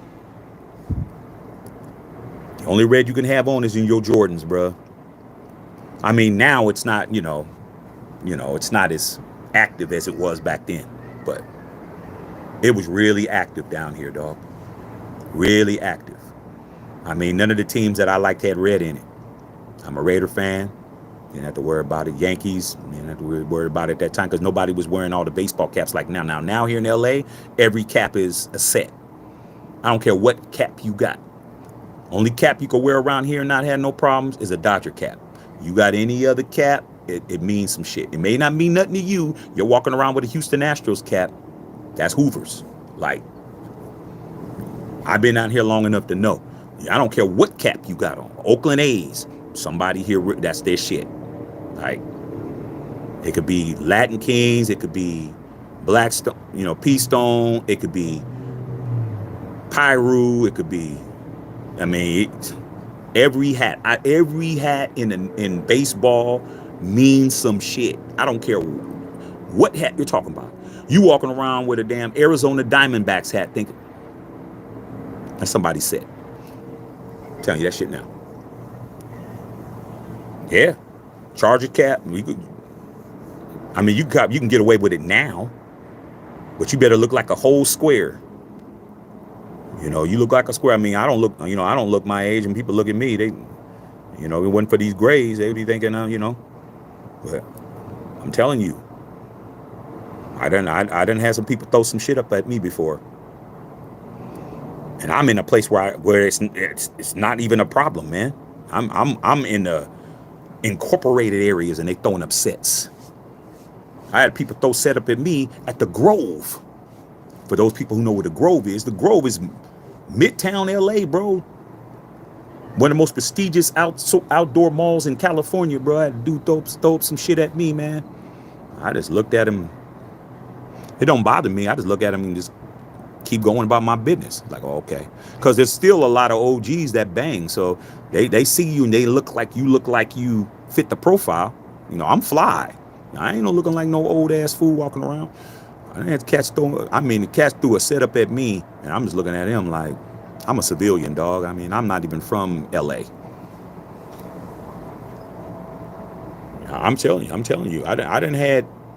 I remember one time, man, I had my Yankee cap on. I was in K-Town. So Shaq, I've been around. I'm a real nigga, dog. I'm telling you, don't get it misconstrued. I was in K-Town, I was in Koreatown, dog, and I was with one of my guy was my roommate at the time. There was some lean years out here in LA. And I had a roommate. Cat was like from Iowa, white cat. Still talk to him this day. He cool. He was only my roommate for like about a month or two. And we went to a bar, and there was a young Hispanic homie, and he started throwing up sets at me. And I just looked at him, started laughing. I looked at him and started laughing because the dude looked like he was about 16, 17. It's daytime. He started throwing up sets at me. I looked at him. I laughed because I'm like, first I looked around. I ain't stupid. I looked around to see if anybody was around him. He was by himself. I looked at him. I'm like, man, I'll dog walk your little ass. You know. So I just laughed. He said, where you from? Where you from, homie? Where you from? Where you from? Now, here in LA, if you from somewhere, you're supposed to say you from. Like, if you don't say where you from, you can get DP'd. So, or DQ'd. And so he asked me what set I'm from. I started laughing. I said, man, I'm a civilian, man. You better go on with your little ass. I'm OG. He just nodded. Okay. Okay. I said, man, you get your little ass out of here, man. I'm civilian, dog. I'm OG, bro. I don't mess with your little young ass. And my roommate was scared to death. Come on, Shaq. We got to go. I said, man, are you crazy, man? You run, man. That's the worst thing you could do. You got to let them know that you quit the shits. So basically, I'm letting them know, I'm like, look, I'll beat your little ass, bro. Like, you by yourself, dog. Like, don't try to get no stripes off of a nigga. That ain't gonna work. So I'm telling you, you got to know what you're doing. All right. Like your boy say, that's when you throw up. No, I ain't throwing up nothing. I'm not a banger, bro. I'm not a gangbang. I'm from the Bay, bro. We don't bang in the Bay.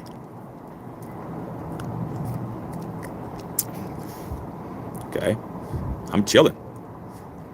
Okay. All right. Big facts in LA, man. D50-150 know what it is, dog. I mean, it's really trenches out here, dog. I mean, I'm a family man now, dog, but sometimes they'll test you, man. I got other tales I could tell. I ain't gonna get into it. I don't want to get too deep. But respect to every set. But yeah, man, it's, you know, if you looking like you somebody who is somebody, they gonna, you know, sometimes they'll test you. They'll try to see what you about. And, you know, now when I walk in the place, I'm in Compton, I'm in South Central, I'm in Compton Boulevard. You know what I'm saying? Alondra down in Compton. I got folks down there. I'm in South Central. I'm on Crenshaw all the time. I'm in 60s. You know what I'm saying? Slauson. I'm in all those places. That's where the food is. Trust me, dog. I be in the hood, Inglewood, up the street. I'm going to eat. I don't care what nobody says. A lot of times I pull up, get out my shit. Young homies out there. You know they about that action. They look. I look at them. Sup, OG? Sup, y'all? Y'all good? We good. Go get my shit. I'm not scared. I'm not uncomfortable. But they gonna see how you looking when you get out and you look like, oh, I'm in the wrong area. Yeah, you in the wrong area. But you get out and they look at you and you look at them. You walk right by. I walk right where they at. They at the door. I'm about to go get my catfish. I'm not. I'll go get my red snapper. I'm not tripping off on what y'all talking about. Sup, OG?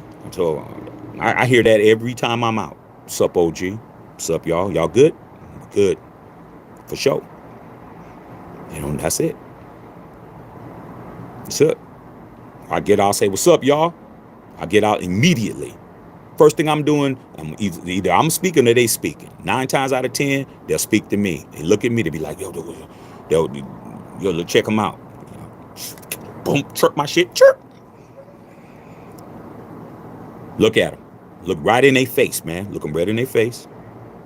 Sup, OG? Sup, y'all? Y'all good? Yes, we good. All right, dog. I'll say something like, hey, man, food, hey, man, I'm here to pick my food up. Food good? Yeah, man, don't get this, don't get that. Yeah, man, and don't get that, man. Don't get the potato salad, dog. Okay, for sure, man. Appreciate y'all. And I go get my food. I come out, like, hey, man, keep your eyes open out here, y'all. Right. Yeah, you right. That's what we doing. We definitely keeping our eyes open. That's it. I don't have no problems now, though. Okay. Leo says, you like 6'2", 180. Well, ain't a 180. I ain't seen 180 since 10th grade. I ain't 180. I graduated from high school. I was 190. Right now I'm about, back at that time I was like 265, 270. I'm 6'2", but I was like 260. Now I'm about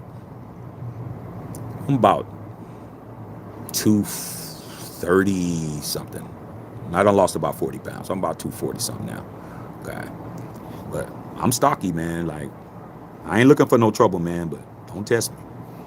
Los said, my pops was born in 64, still watches every Raider game. Salute the pops. Always tells me what we need to do in it. He said, Mark ain't that guy. Well, good thing for your daddy, a 3-ringer, bruh.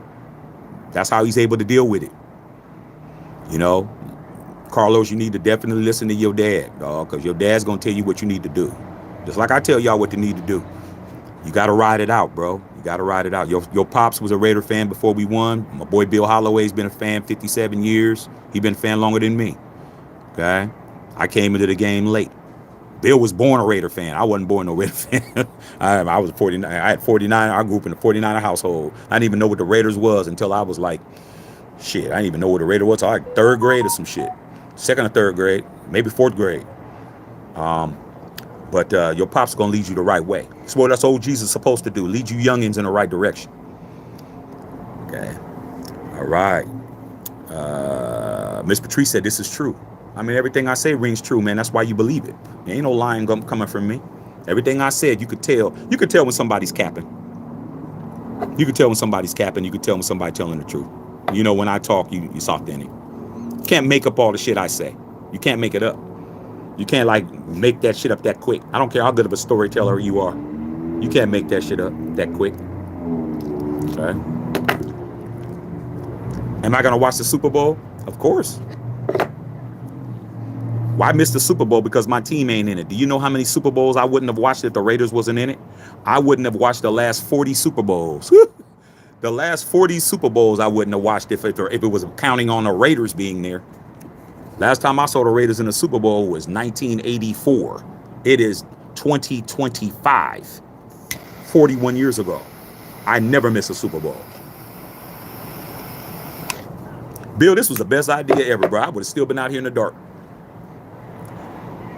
Said the Bay don't do all that blue and red, man. It's about territory. It's about who's making money where. That's why Patrice knows what she's talking about.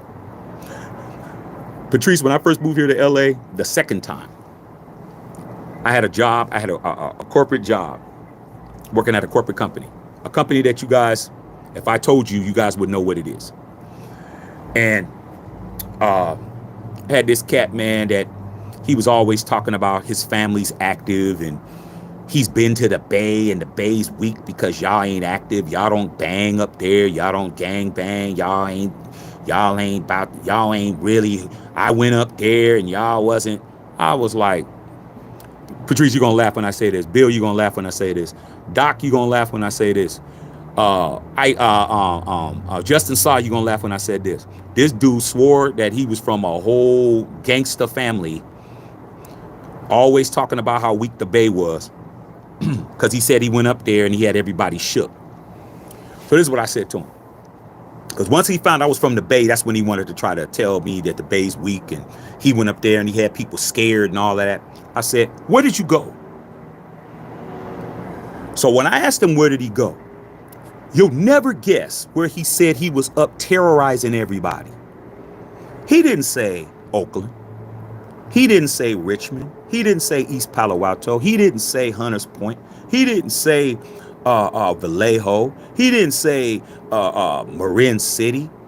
This fool said Redwood City. This cat said Redwood City. He said Redwood City. I literally fell out laughing. You don't understand. When he said Redwood City, I literally fell on the floor rolling. Even Bill's laughing. I was laughing so hard, bro. I was crying laughing so hard. What you talking about, man? I said Redwood City. I said, man. You ain't go nowhere. Like I had a shooby dooby in Redwood City. Redwood City used to have the golf land and the little go-karts. I'm like, man, don't ever talk to me again, bro, about you went to the Bay. You went to Redwood City. And now you're acting like you were. We never got along after that. I didn't have to slap. I mean, I really laughed super hard. I'm like, dude, you went to one of the most secular places you could go. Like, really, dog? You were walking around here mean mugging people in Redwood City, dog. I mean, that's like going to the Palisades here in LA, walking around being tough. I'm like, really, bro? You went nowhere. Like, because nobody knew. He's been running around with that tail forever. He never ran across nobody like me, man. When he heard that I was from the Bay, the first thing he said, y'all weak. Man, I was up there terrorizing everybody. I'm like, where were you at? Because nobody ever asked him. They just assumed that he was in Oakland. They just assumed that he was, you know. I mean, shit, you can't even act tough in Fremont. Certain areas in Fremont, certain areas in Union City. I mean, he wasn't in Sac. He wasn't in Fairfield. You know, this cat said Redwood City, bro. Understand, just to let you guys know, you don't know where Redwood City is. Tom Brady was raised in San Mateo. Redwood City and San Mateo is like 2 cities away. It's like Redwood City, San Bruno, San Mateo, South San Francisco, San Francisco. It wasn't even Hayward. It wasn't a haystack. This cat said Redwood City, dog. Now I'm dressed. I fell in the hallway laughing, so I was crying, dog, laughing.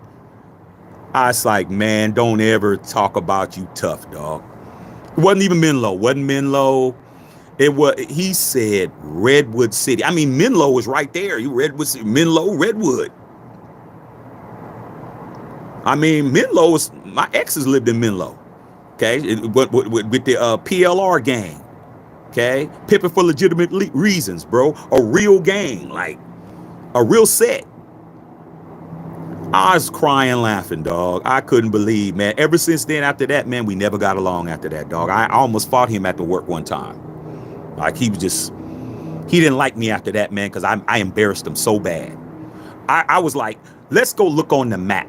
I pulled because of course he did it in front of a bunch of people. I went and got on my computer and I put Redwood City up on the Google Maps and shit. I did that shit. I put that shit up and they saw Redwood City. All them people's laughing at him, dog. I mean, nice houses, ice cream stores and shit. That nigga said Redwood City, dog. I was like, yeah, it's by EPA, but it ain't EPA. It's on the other side of the freeway. You're on the Palo Alto side. Okay? You're on the Palo Alto side. Palo Alto, Redwood City, bro. Okay? Before you get to Palo Alto is Mountain View. Like EPA isn't even Santa Clara County. You're in San Mateo County when you pass Palo Alto. This cat said Redwood City, bruh. I'm like, dude, you're talking to a real Bay Area cat, man. You like don't walk around here talking to you tough and you was in Redwood City, bruh. And he said it confidently, Redwood City. I'm like, what? I was like, ah. I mean, Millbrae. I mean, you might as well said Millbrae, bruh. Oh, man, I was banging up in Millbrae. I had everybody shook. Oh, man, of course you had everybody. You had working people. People actually went to work. Like, really? You was harassing old ladies going to the grocery store? I mean, Redwood City had shooby doobies, dog. I mean, that's why he was there. But it's not. Come on, dog. If you would have went on the other side of the freeway, you would have been at Castlemont High School. Like, you weren't over there. You weren't at Castlemont. You weren't over there. You know, you weren't doing that. East Palo Alto didn't have a high school. They were busing people to Carlmont. They was busing people out of EPA to go to school elsewhere.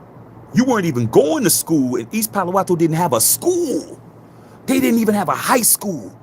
The city of East Palo Alto had no high school. Period. Can you imagine a city that doesn't have a high school? No high school. No high school, bro. They had one. They closed it down because it was too much violence. They closed the school down. You weren't there, bro. I was in East Palo Alto every day. Every day I was in East Palo Alto. My boy had a recording studio in his house. I used to go over there, do all my records, all my albums, all my beats, all my shit over there. I used to go over there every day, dog. I used to go to Whiskey Gulch, to the Bulletproof Kentucky Fried Chicken over there, dog. I was in the hood all the time. This cat said Redwood City. I'm like, when I pulled that shit up and I started showing Redwood City, I started showing I went and I pulled up the demographic. I really made, after I got up off the ground laughing for about 5-10 minutes, I said, man, you guys come around. I didn't even talk to him no more. I said, let me just show you where he was walking around being tough at. Man, I pulled up the demographic and the racial demographic. It was like 65% white, like 20% black, like 30% Hispanic. I like, man, look at the average median income. I was like, this dude was nowhere. They were like, man, he a clown, man. They were all laughing at him. Girls laughing at him, all that shit. We didn't get along no more after that, dog. That was my first day at work. Can you imagine getting to a job, your first day, and you got the guy you got to work with on a daily basis can't stand you because you embarrassed him in front of everybody? That's me. There wasn't no YouTube back then. Y'all see how I did Walt on here, and I didn't even see Walt. I cooked them, dog. He said Redwood City, bruh. Funny as hell. It wasn't even Newark. Okay? Yeah, funny as hell. Said they weren't scared. Where's mental health? They didn't know, Bill. This is L.A. Bill, this was in L.A., bro. We were working in Westwood. That's another thing. So this dude is a banger, bro. He wears a shirt and a tie every day. Swear he was. Okay? But we were in Westwood, dog. UCLA is right there.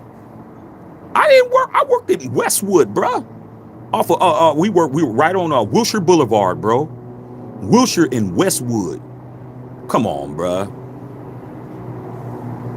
Come on, dog. Right on the Brentwood border.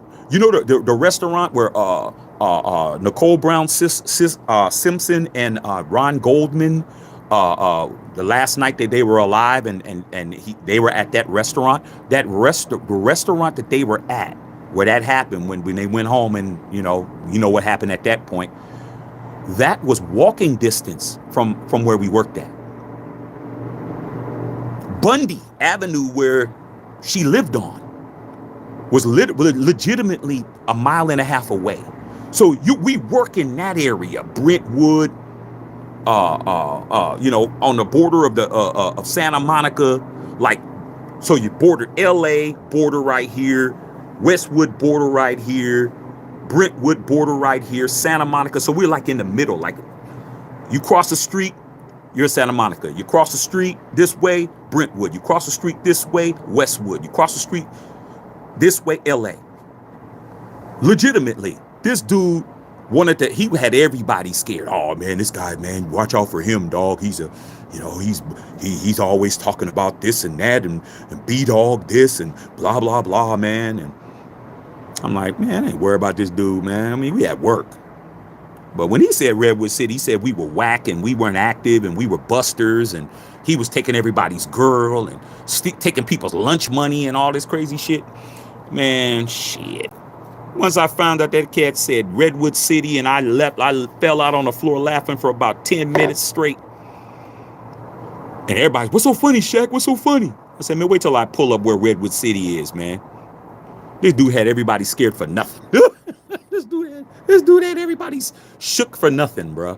And later on, once people get to know you, you don't know how many people, they'd see me in the elevator, they'd see me in a parking garage.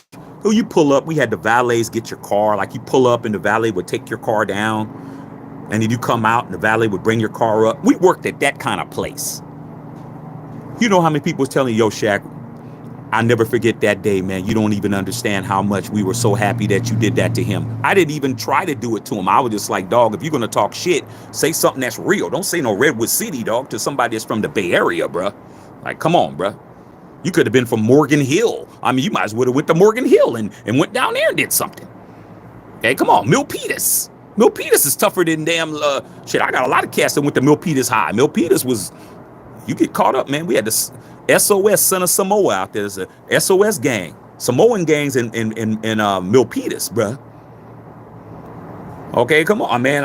Come on, dog. Like, you could have went up something tougher than that. You said Redwood City. Funny as hell, bruh. Okay. Funny as hell. All right. Yeah, the Grove gets popping too. You get caught slipping at the Grove. You get caught slipping at the Grove, bro. Like I said, they threw a sit up at me at the Grove. I just looked at them, was like, don't worry about y'all, man. I ain't even bang. I ain't got no colors on. I'm not even. I just looked at them. They didn't do nothing. They just looked at to see what I was gonna do. It's like I was walking towards them. They threw it. I could walk right by them. Like, I'm not gonna stop walking. You thought I'm gonna turn around? Nah. I'm headed to the Nike store. I'm headed to the Nike store. That's where I'm headed. Said, who I got for Sunday's games? I'm just gonna enjoy the games. I don't have no dog in the fight. I'm just gonna watch them. I tell you who I'd like to win. I don't have like who I think's gonna win. I'd like to see the Bills and I'd like to see the Washington Commanders win. Will that happen? We'll see. She said, you got to be careful in Cali. Please believe it. Yeah, you never know. You never know, dog. Okay. All right. Jesse Holland said, I'm from San Jose. MP Hood, baby. You know where MP Hood is, Jesse Holland? You know where MP Hood is? Me and Bill, MP Hood. That's all I got to say, bruh. MP Hood, dog. That's my set. That's our set. Me and Bill Holloway, MP Hood, dog. Okay, so I'm just telling you, man. Cat, you know, you never know, man. Cats have walk around with a false identity, bruh, until they run into the right one. I mean, they said he's been running around. He had worked there for years. Like, he had just been walking around there, terrorizing everybody, you know, talking about all the places that he'd been to, and how he did this and how he did that and how he knocked this dude out and how he knocked that guy out. And I'm just like, don't try that shit with me, dog. And he tried it with me one day, and that it was gonna get real ugly in there, dog. Like, I definitely let it be known. I said, you're gonna have to go. You're gonna have to call somebody, dog. Because after I get done with you, you definitely gonna need somebody to call. You're gonna have to call those people you looking for that you claim you got. And then I'm gonna get on the phone, and they'll be down here too. Okay, because I ain't from Redwood City, homie. I just tell them that shit all the time. Yo, man, yeah, man, you know, you always walking around here, man. I was like, yeah, I'm walking around here, man. I'm from Redwood City, homie. I ain't from Redwood City. I was saying that shit all the time. I said, yeah, you need to go talk to somebody from Redwood City. I ain't from Redwood City, homie. God. Miguel Nunes, it'll be great Super Bowl. I'm a Bills fan. Allen is the MVP. I don't know.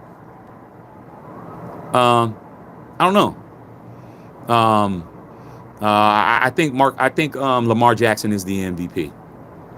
If you're talking about regular season. But they might give it to Josh Allen because they might be tired of giving it to Lamar Jackson. Okay. Danny said, I lived in Fremont, Milpitas for the first 10 years of my life. Crazy how the cities have more gangs than Redwood City, even though they're fairly safe and family oriented. Well, because those, you know, like I said before, Milpitas, salute to my Samoan homies, man. But SOS was serious, man. They had, you know, when you have a lot of family members, that used to happen, bro. You know, before the Great Mall was there, because you know I was in you know playing. A lot of these dudes I was cool with because I played Pop Warner football against them. So we play against Milpitas when they had the you think about Milpitas, they had the where the Great Mall is. That used to be the Ford plant. You know, a lot of you guys might be too young. Those you guys are from that part of the Bay. You used to the Great Mall. Y'all, you know, the Great Mall used to be the Ford plant when I was a kid. So the Ford used to build cars in there. So you'd have, you know, family, they migrate, they work at the plant. So that's why you'd have all those, you know, Samoan families in that area. That's why you would have all the Hispanic families in that area. That's why you have all the black families in that area. Especially with Ford, you'd have people move out from Detroit and move to the Bay to work at that Ford plant. So that's why you have all those families there. And when you have them families there, you're going to have people. Yeah, Vita Vea, man. Salute to Vita Vea, a real one. Vita Vea from Milpitas. So I was cool with all those cats because I played football against those dudes. Like, we be at the mall. Cats be mean mugging. My boys be mean mugging. Then they'd see me. Shaq, what's up? What's up? That would just knock the ice off. Because I'm in a clique, they're in a clique, they looking at us, we looking at them. What the hell they looking at? What the hell they looking at? Like, might some funk going on. And then I see Danny, what's up, Dan? Shaq, what's up, dog? Yo, man, we gonna kick y'all ass this year. And that kind of running back. I was running back. Those cats, then that would break the ice because of me and Danny are like, what's up, man? Shit, man. Man, I remember, man, you tried to hit me that day. And we start talking football and then be like, oh, okay. You know them cats? You know them fools, man? Yeah, that's Bay Area. You know them fools? Yeah, man, I know Shaq, man. We should play football against him. Oh, okay. All right. Okay. Shaq, you know them? I know Danny. Oh, what's up? Man, that's Danny, man. Man, we good. Then later on, you'd see him be like, yo, man, he was looking kind of funky, bro. I was like, yeah, for a second it was. It was looking kind of funky, bro. Like, what they doing over here, Holmes? Like, I was friends with everybody. Sports, bro. Sports and that kind of stuff would really save your ass. Like, it would save you, bro. You in the wrong area. You know. You get off at the wrong bus stop or some shit. It's night. You know, you had to have a name to drop or some shit. Like, you had to know. You had to know somebody. You know, I'm walking home from somebody's house, and the older homies, they see a little 12-year-old black kid, and I'm in Barrio Rio Seco, you know, and I'm walking through there. Sup, Holmes? What you doing over here, Holmes? Johnny, man, little Johnny, man. Come from little Johnny house. Little Johnny, you don't know little Johnny, man. I said, man, you better go over there and go talk to little Johnny, man. Go talk to Abuelita, man. You go say Shaq, I guarantee you. Say, run down there. They stopping me and shit. Stopping me, bro. I'm walking home. I got all my football pads, man. They stopping me, bro. To check. I'm just sitting there like, you really think you all of that, man? Kick your little ass. I said, you ain't gonna kick my little ass, man. You go to little Johnny house, you gonna find out. You talk a lot of shit, eh? I said, yeah, man, I talk a lot of shit, man, because little Johnny and them gonna tell you what it is. They run down there and say, oh, yeah, he cool, man. He cool. He cool. Johnny and them come out. What are you doing, man? What are you messing with him for? Oh, man, we don't know him, man. I said, man, you don't mess with him, dog. You don't mess with him. My mom loves him. My abuelita loves him. Leave him alone. So guess what? I'd walk down that street. They'd still look at me crazy, but they never said shit to me because the shot caller was related to little Johnny too. So that kind of stuff would save me, bro. I'd be in areas that my homies couldn't be in. Okay. Yo, man, where were you at? I was at Felipe's house. You was over there? When? Oh, man, I was over there by 7 o'clock, 8 o'clock at night. You crazy? I was like, man, I'm good. I don't got them problems. These don't show no fear. Move accordingly. Be respected. Yeah, it's facts.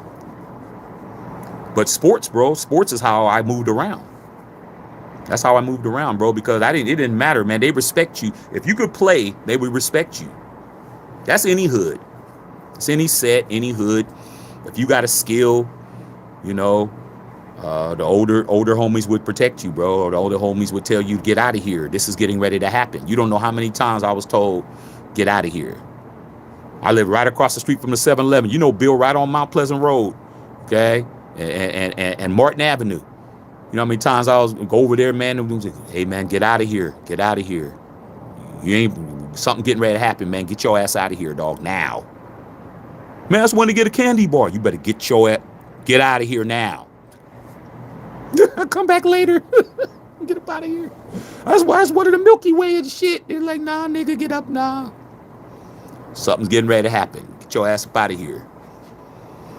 Okay, simple as that. So, said OG talk. Jasmine, Bill's gonna knock off Kansas City.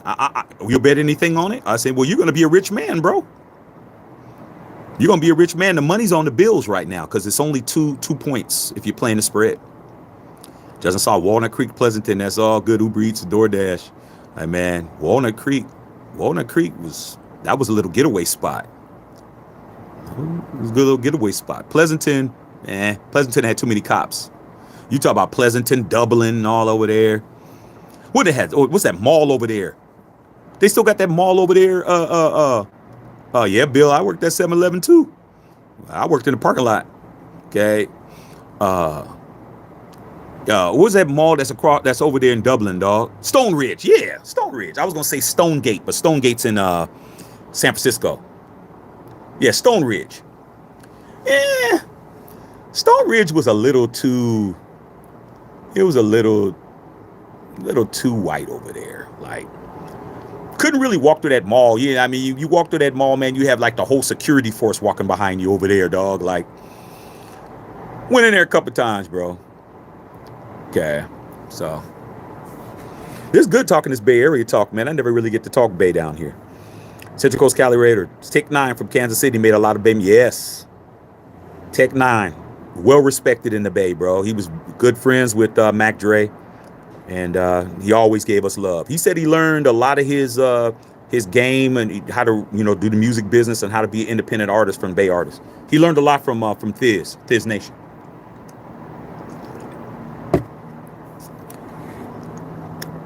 Yeah, Pleasanton is whack, man. Dublin's a little better in my opinion. I mean, shit, that's where John Madden lived in Dublin. But Dublin has the Dublin prison over there too. Dublin has the prison over there. Okay, a lot of the homies was locked up in the little Dublin prison, bruh. Okay, all right, I tell you, in Elmwood. Okay, telling you. All right, it ain't got nothing on Valley Fair. Oh yeah. Valley V Fair, bro. You got those are from our area. It's not Valley Fair. We called it V Fair. V Fair, bro. We didn't even say Valley. V Fair. Where you going? We say we going to the fair. And if we say, oh, you going to what fair you going to? The San Jose Fair? If you didn't know what the fair was, then you wasn't hip.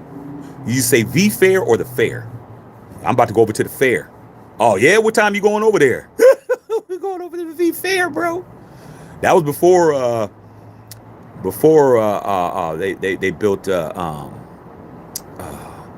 shit. I ain't lived in the Bay since 2015. No, when I moved to the Bay, 2006. What's it called over there, man?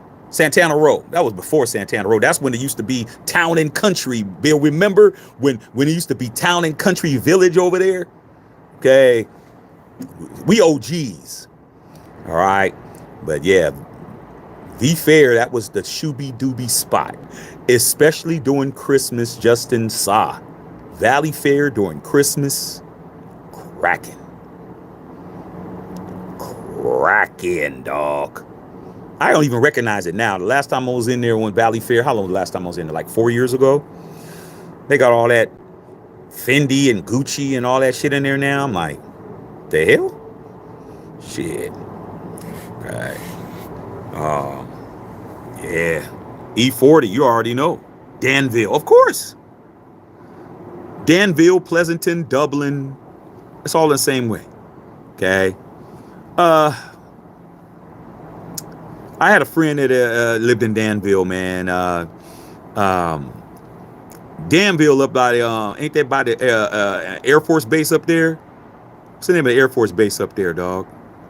Up in Danville, going towards Sac. What was it called? Yeah, I can't even think of the name of what's the name of the Air Force Base up there? Not Anderson Air Force Base, up there in Danville. Guy that I used to be friends with, man, he wound up being a racist too. But I knew him for a long time, but there's nothing up there, dog. Okay. Yeah, V Fair, Valley Fair. That's right, Patrice, V Fair. San Jose, Santa Clara. Yeah, it's really in Santa Clara. Okay.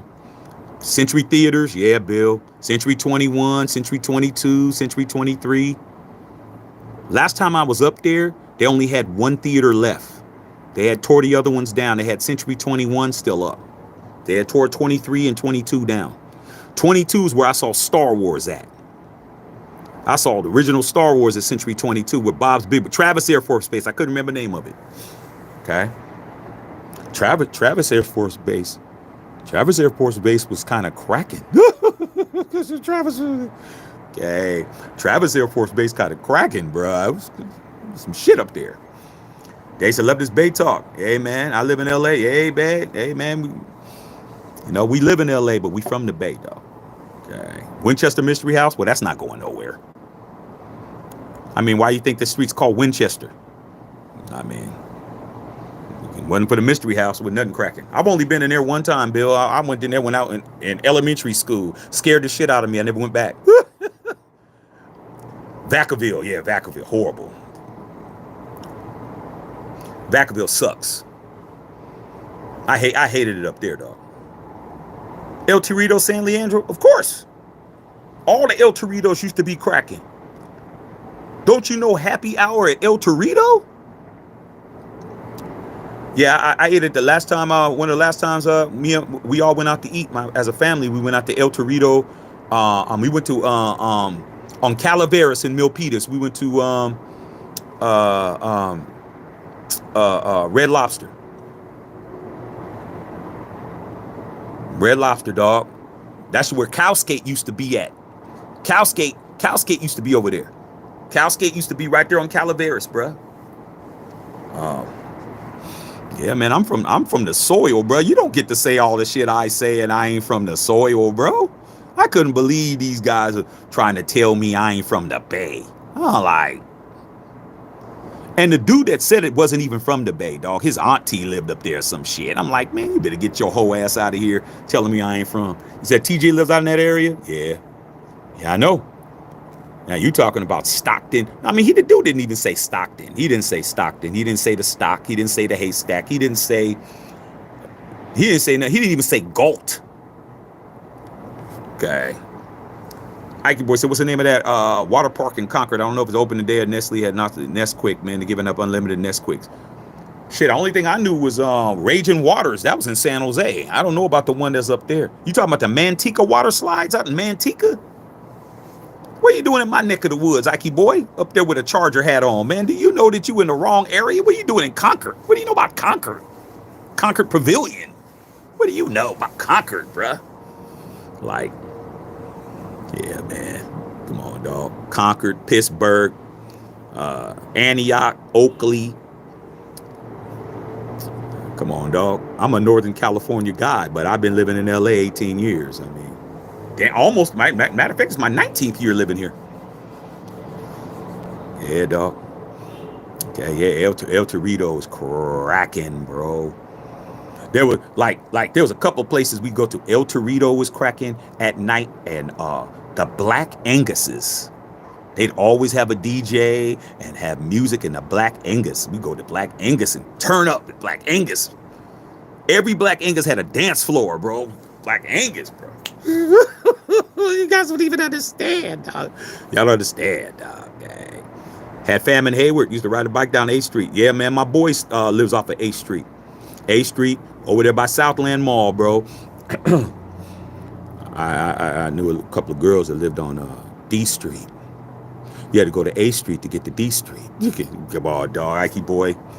All them streets you went down, I was a terror. I was a terror on all those streets. Okay, I'm trying to tell you, there's no place around the Bay Area that I did not touch. I was trying to tell you, man. Trying to tell you, dog. When you start talking Bay talk to me, you gonna know I was really there. Okay, I'm really from there. Wednesday night, Black Angus, Portland. Yeah, every Black Angus, Patrice, had a dance floor. Every Black Angus. I mean, even the one When I moved down here the second time, man, before I moved in, I was living in Burbank. I was living in Burbank, and they have a Black Angus in Burbank. They had a dance floor. I mean, they was playing some doing doing ding doing digga doing digga doing doing doing doing doing digga doing doing. They was playing some doing shit, but there was a dance floor with lights and everything. They was like every Black Angus. I don't know about now, but they had a dance floor. At every Black Angus had a dance floor. They had a DJ booth. Oh, San Jose Live don't even want to talk. They don't even want to talk about San Jose Live, Bill. San Jose Live whole. That is a movie. Like I can write a movie script about that shit. David Carson with the 99-cent dono, man. Thank you, my brother. Appreciate you, Brick Dog. Appreciate it. Thank you. Patrice, you know every Black Angus had a dance floor. I don't know why. I don't know why, but I do know why, because they was getting it in. I mean, Black Angus food wasn't all that. It used to be pretty good, and then as you got older, it wasn't that great. But they had to make their money off them drinks. They'd be like, okay, 10 o'clock, all the families you have to, all the families, y'all got to get the hell out. Okay, Patrice laughing. Saddle Rack in Fremont. I didn't go to the Saddle Rack in Fremont, but I went to the Saddle Rack here. They had two down here in LA. They still got two open. They have one on Sunset Boulevard. Only went there one time for a party, bro. But they had the Saddle Rack that was at Universal City, at Universal City Walk. They had to close that shit down. That shit was cracking. And then they have another one that's in Orange County. But the one that was in Universal City, at Universal City Walk by Universal Studios, that shit was cracking. I'm telling you. They had to close that shit down. Oh, your grandfather was a hot dog guy in the San Jose Saddle Rack? Yeah, man, I went in there one time. That wasn't a good idea to be black at that time, to be going up in there, Bill. It was not good. You talk about some real shit-kicking cowboys was in there, dog. Shit, I was in high school because I had a fake ID. Bill, I had a fake ID when we was seniors in high school. I had a fake ID, dog. I go all the clubs. We went in the Saddle Rack one time, dog. They was in there playing some Mickey Gilly or some shit up in there, dog. I'm trying to do shit. I was in there, dog. I was like, hey, these girls look good to me. I don't care. I was in there just shit, no cowboy boots, none of that shit. I didn't have none of that shit. 10-gallon hat, I didn't have none of that shit. Okay. Real-Town Raider, Universal Saddle Rack, packed wall to wall, watching the ladies on the bull. Real-Town Raider knows. See, when I say something and people pop in, they's like, yeah, Shaq knows. Shaq knows. I would go in, Bill, you were able to get in there because your pops, but I was in there, because your grandpops, but I was in there. You know, they didn't see that many black faces in there, but I was in there. I got friends in low places. Bill, I didn't give a damn. Where the whiskey is dry, I didn't give a damn, dog. I didn't care. I was always at places I shouldn't have been at. I'm that type of cat. I was in places I had no business being in that Saddle Rack. I did not care. I did not care. I'm going in. I had my fake ID. They're looking at.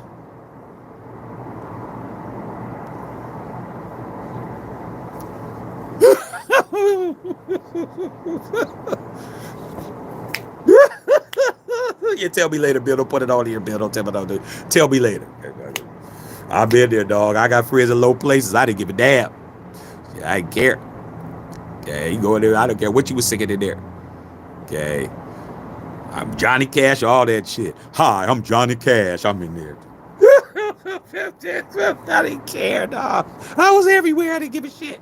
I didn't care, dog. Okay, I didn't.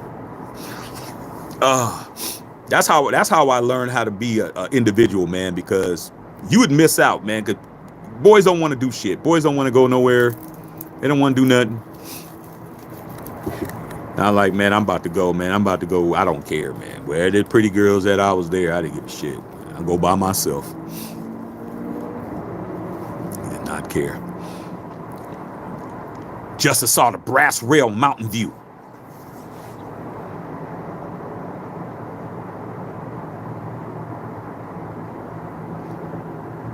You went to the rail. Justin Saw, by you saying the whole name, that means you went there before. It's called the rail, bruh, if you went like I did. The rail, bro, the brass rail, bro, it's in Mountain View. The rail. Just like how you call things the fair. I'm going to the fair. I'm going to be fair. The rail. Let me tell you something about the rail, Justin Saw. And I know Bill knows. The rail was a place where when me and Bill was younger, we couldn't go in the rail. We weren't, not because we weren't old enough, because you couldn't go in there, dog. Like, they wasn't going to let, well, maybe Bill can get in. I couldn't get in. But when I got older, Wednesday night was amateur night, homie. You don't understand. Justice Saw. The rail, Wednesday night, amateur night, we was in there killing the rail, bro. The rail is legendary, dog. The rail is legendary, man. I'm telling you. You don't even understand. We be there. Amateur night, bro. That was the night when you go into the rail on a Wednesday. Now, I was in college, or even though I was out of college, it didn't even matter. You go in there, dog, and they'd have the wet t-shirt contest at the brass rail. Wednesday night, amateur night. And you would go in there, and that's where that is. That is where they used to be at. Okay, what Bill Holloway's talking about. I ain't gonna say it on here, but what Bill Holloway's saying, they used to be in there. Okay. Let me tell you something. You don't understand how many girls that I saw that were in there trying to win that wet t-shirt contest because they needed to pay their rent, and they didn't think we would be in there. There would be so many times there would be some girls in there trying to get some money, bro. That little $500 would come in handy, bro. They want to get that bag, Patrice. They want to get that. They got to live. They want to get they only need $500 so they can get them a nice little purse or some shit, or pay their car note or whatever it was. And they'd go in there and try to win that wet t-shirt contest, and they didn't think we'd come in there. And we'd always come in there like about 10:30, 11, because we already knew, because before that, you had the regular dancers in there, you know. Not all of them was tight, you know, like they had we say they had bullet wounds and cigarette burns, Bill. We say they had the girls in there got cigarette burns and bullet wounds, and the strippers. Strippers weren't tight, okay?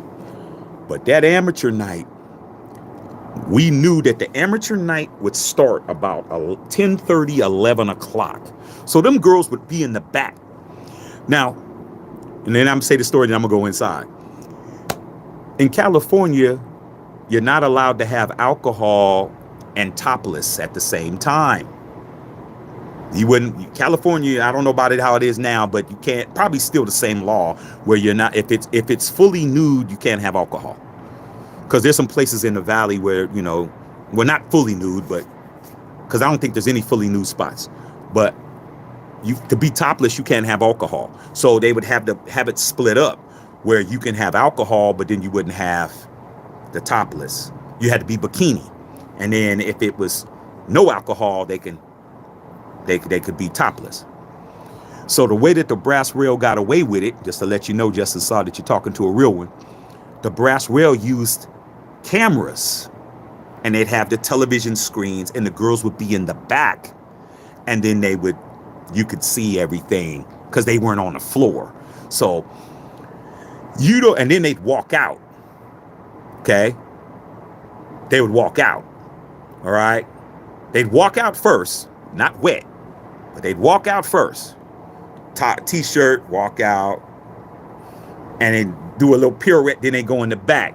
Then the camera would come on, then they, you know, dump the water on them, and then you could see the wet t-shirt stuff. So you don't know how many times I saw girls that used to walk around acting like they was all that, and you couldn't get at them. And you go to that rail on that amateur night, Okay. Oh, I'm about to talk about AJ's next. And then they would do that, and then they would do the West T-shirt, and then they change their T-shirt and come out. So when they're in the back, they can't see us. When they walk out first, they do the walk around, whatever, fake name or whatever. Some of them are stupid, use their real name. Alana, you're like, come on. Then they go in the back, do the wet T-shirt, and then you'd see everything, and then they would change their shit, change another T-shirt and come back out. So you don't understand how many times when they walked out, we're just walking in, or I'm like, oh, I didn't want them to see me till after. So I'm walking in, and then I'm at the door talking to security. Yeah, what's up? What's up? All right, man, stand at the door. You gonna go in? Nah, I'm gonna stand at the door. Wait. They walk out, see him. I'm like, oh shit. Oh man, what's going on, man? Sandra's in. Oh shit. What? They go in the back. I get up in the front. Homies. Hey, be right there in the front. They do the wet T-shirt. We see everything. They could see us. They come back out. They see Shaq.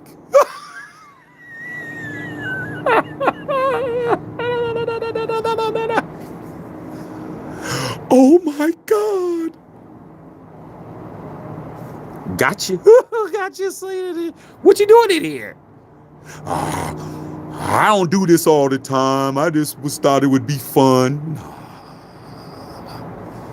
Okay. Funny as hell. All right. Yeah, too many fights at the rail. AJ on Azure, Bill. My first nightclub that I ever did, I was at AJ's. I was doing clubs at AJ's in '87. I used to be at AJ's doing the after parties in there, doing parties and shit in AJ's, bro. I was in there doing shit. Went in there, talked to the owner, said we want to bring a DJ in and have parties and do shit. I should do shit in AJ's, bro, on Azure. Yep, absolutely. Ever make it to Freaknik? Nah, man, I didn't get a chance to make it to Freaknik, bro. By the time I was going to go to Freaknik, by the time I got to Atlanta, they banned it. I got to Atlanta at 90. When did I go to Atlanta? I went to Atlanta in 98. I lived in Atlanta for like 4 months.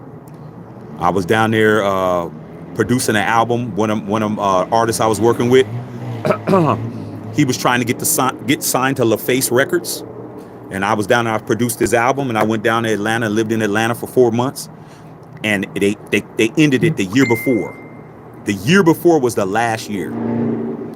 I'm like, man, I missed it by a year, bro. I missed Freaknik by a year, but I've seen pictures, videos. I mean, there's a lot of people's mamas and grandmamas who was out there doing some strange for some change type shit. Okay. But yeah, AJ's on Azure. I was doing clubs in there. I was actually making money in there. Yeah, Sandra was in there going. It was funny as hell. Okay. Said you dated the bartender in '87. Okay. Hey, we ain't Eskimo bros, are? Nah, I didn't. Nah, I didn't mess around nobody. I didn't mess around nobody in AJ's, bro. But I had some shooby doobies I met in there. Okay. I didn't mess around with no bartenders and nobody up in there. Okay. I wasn't messing up my money. I was always smart about that. I was always smart about my bag, separating my bag from fun and frolic. I never messed up my money, bro. I mean, even when I was working with female artists and stuff and producing female artists, and female artists was trying to holler, I was like, nah, man, I ain't messing up my money. I was always about my business. Like, yo, dog, Shaq, man, you should be. Oh, nah, dog, I ain't messing with that, dog. I mean, shit. That's my money, man. I'm cool. I mean, but nah, I didn't mess with nobody in there, AJ. You ain't got to worry about that, Bill. I never did that, but I was definitely in AJ's. Definitely making money, man. Doing clubs in there. Okay? Doing parties. All right, y'all, man. We had a good time tonight, man. We had a good time tonight. I'm going to go in the house. Cut this light off. Get me some dinner. But we'll holler tomorrow, man. But that was a good conversation, bro. That was a good convo. I enjoyed that. That's probably the best conversation I had in a long time, talking about these raggedy-ass Raiders. I'm tired of that shit. talking about Trump, the Raiders, talking about other shit. This was fun. All right, man. Love all y'all, man. I'm about to go in the house, man. Finished up my cigar, man. Hey, Bill, I'm waiting for that packet. Can't wait.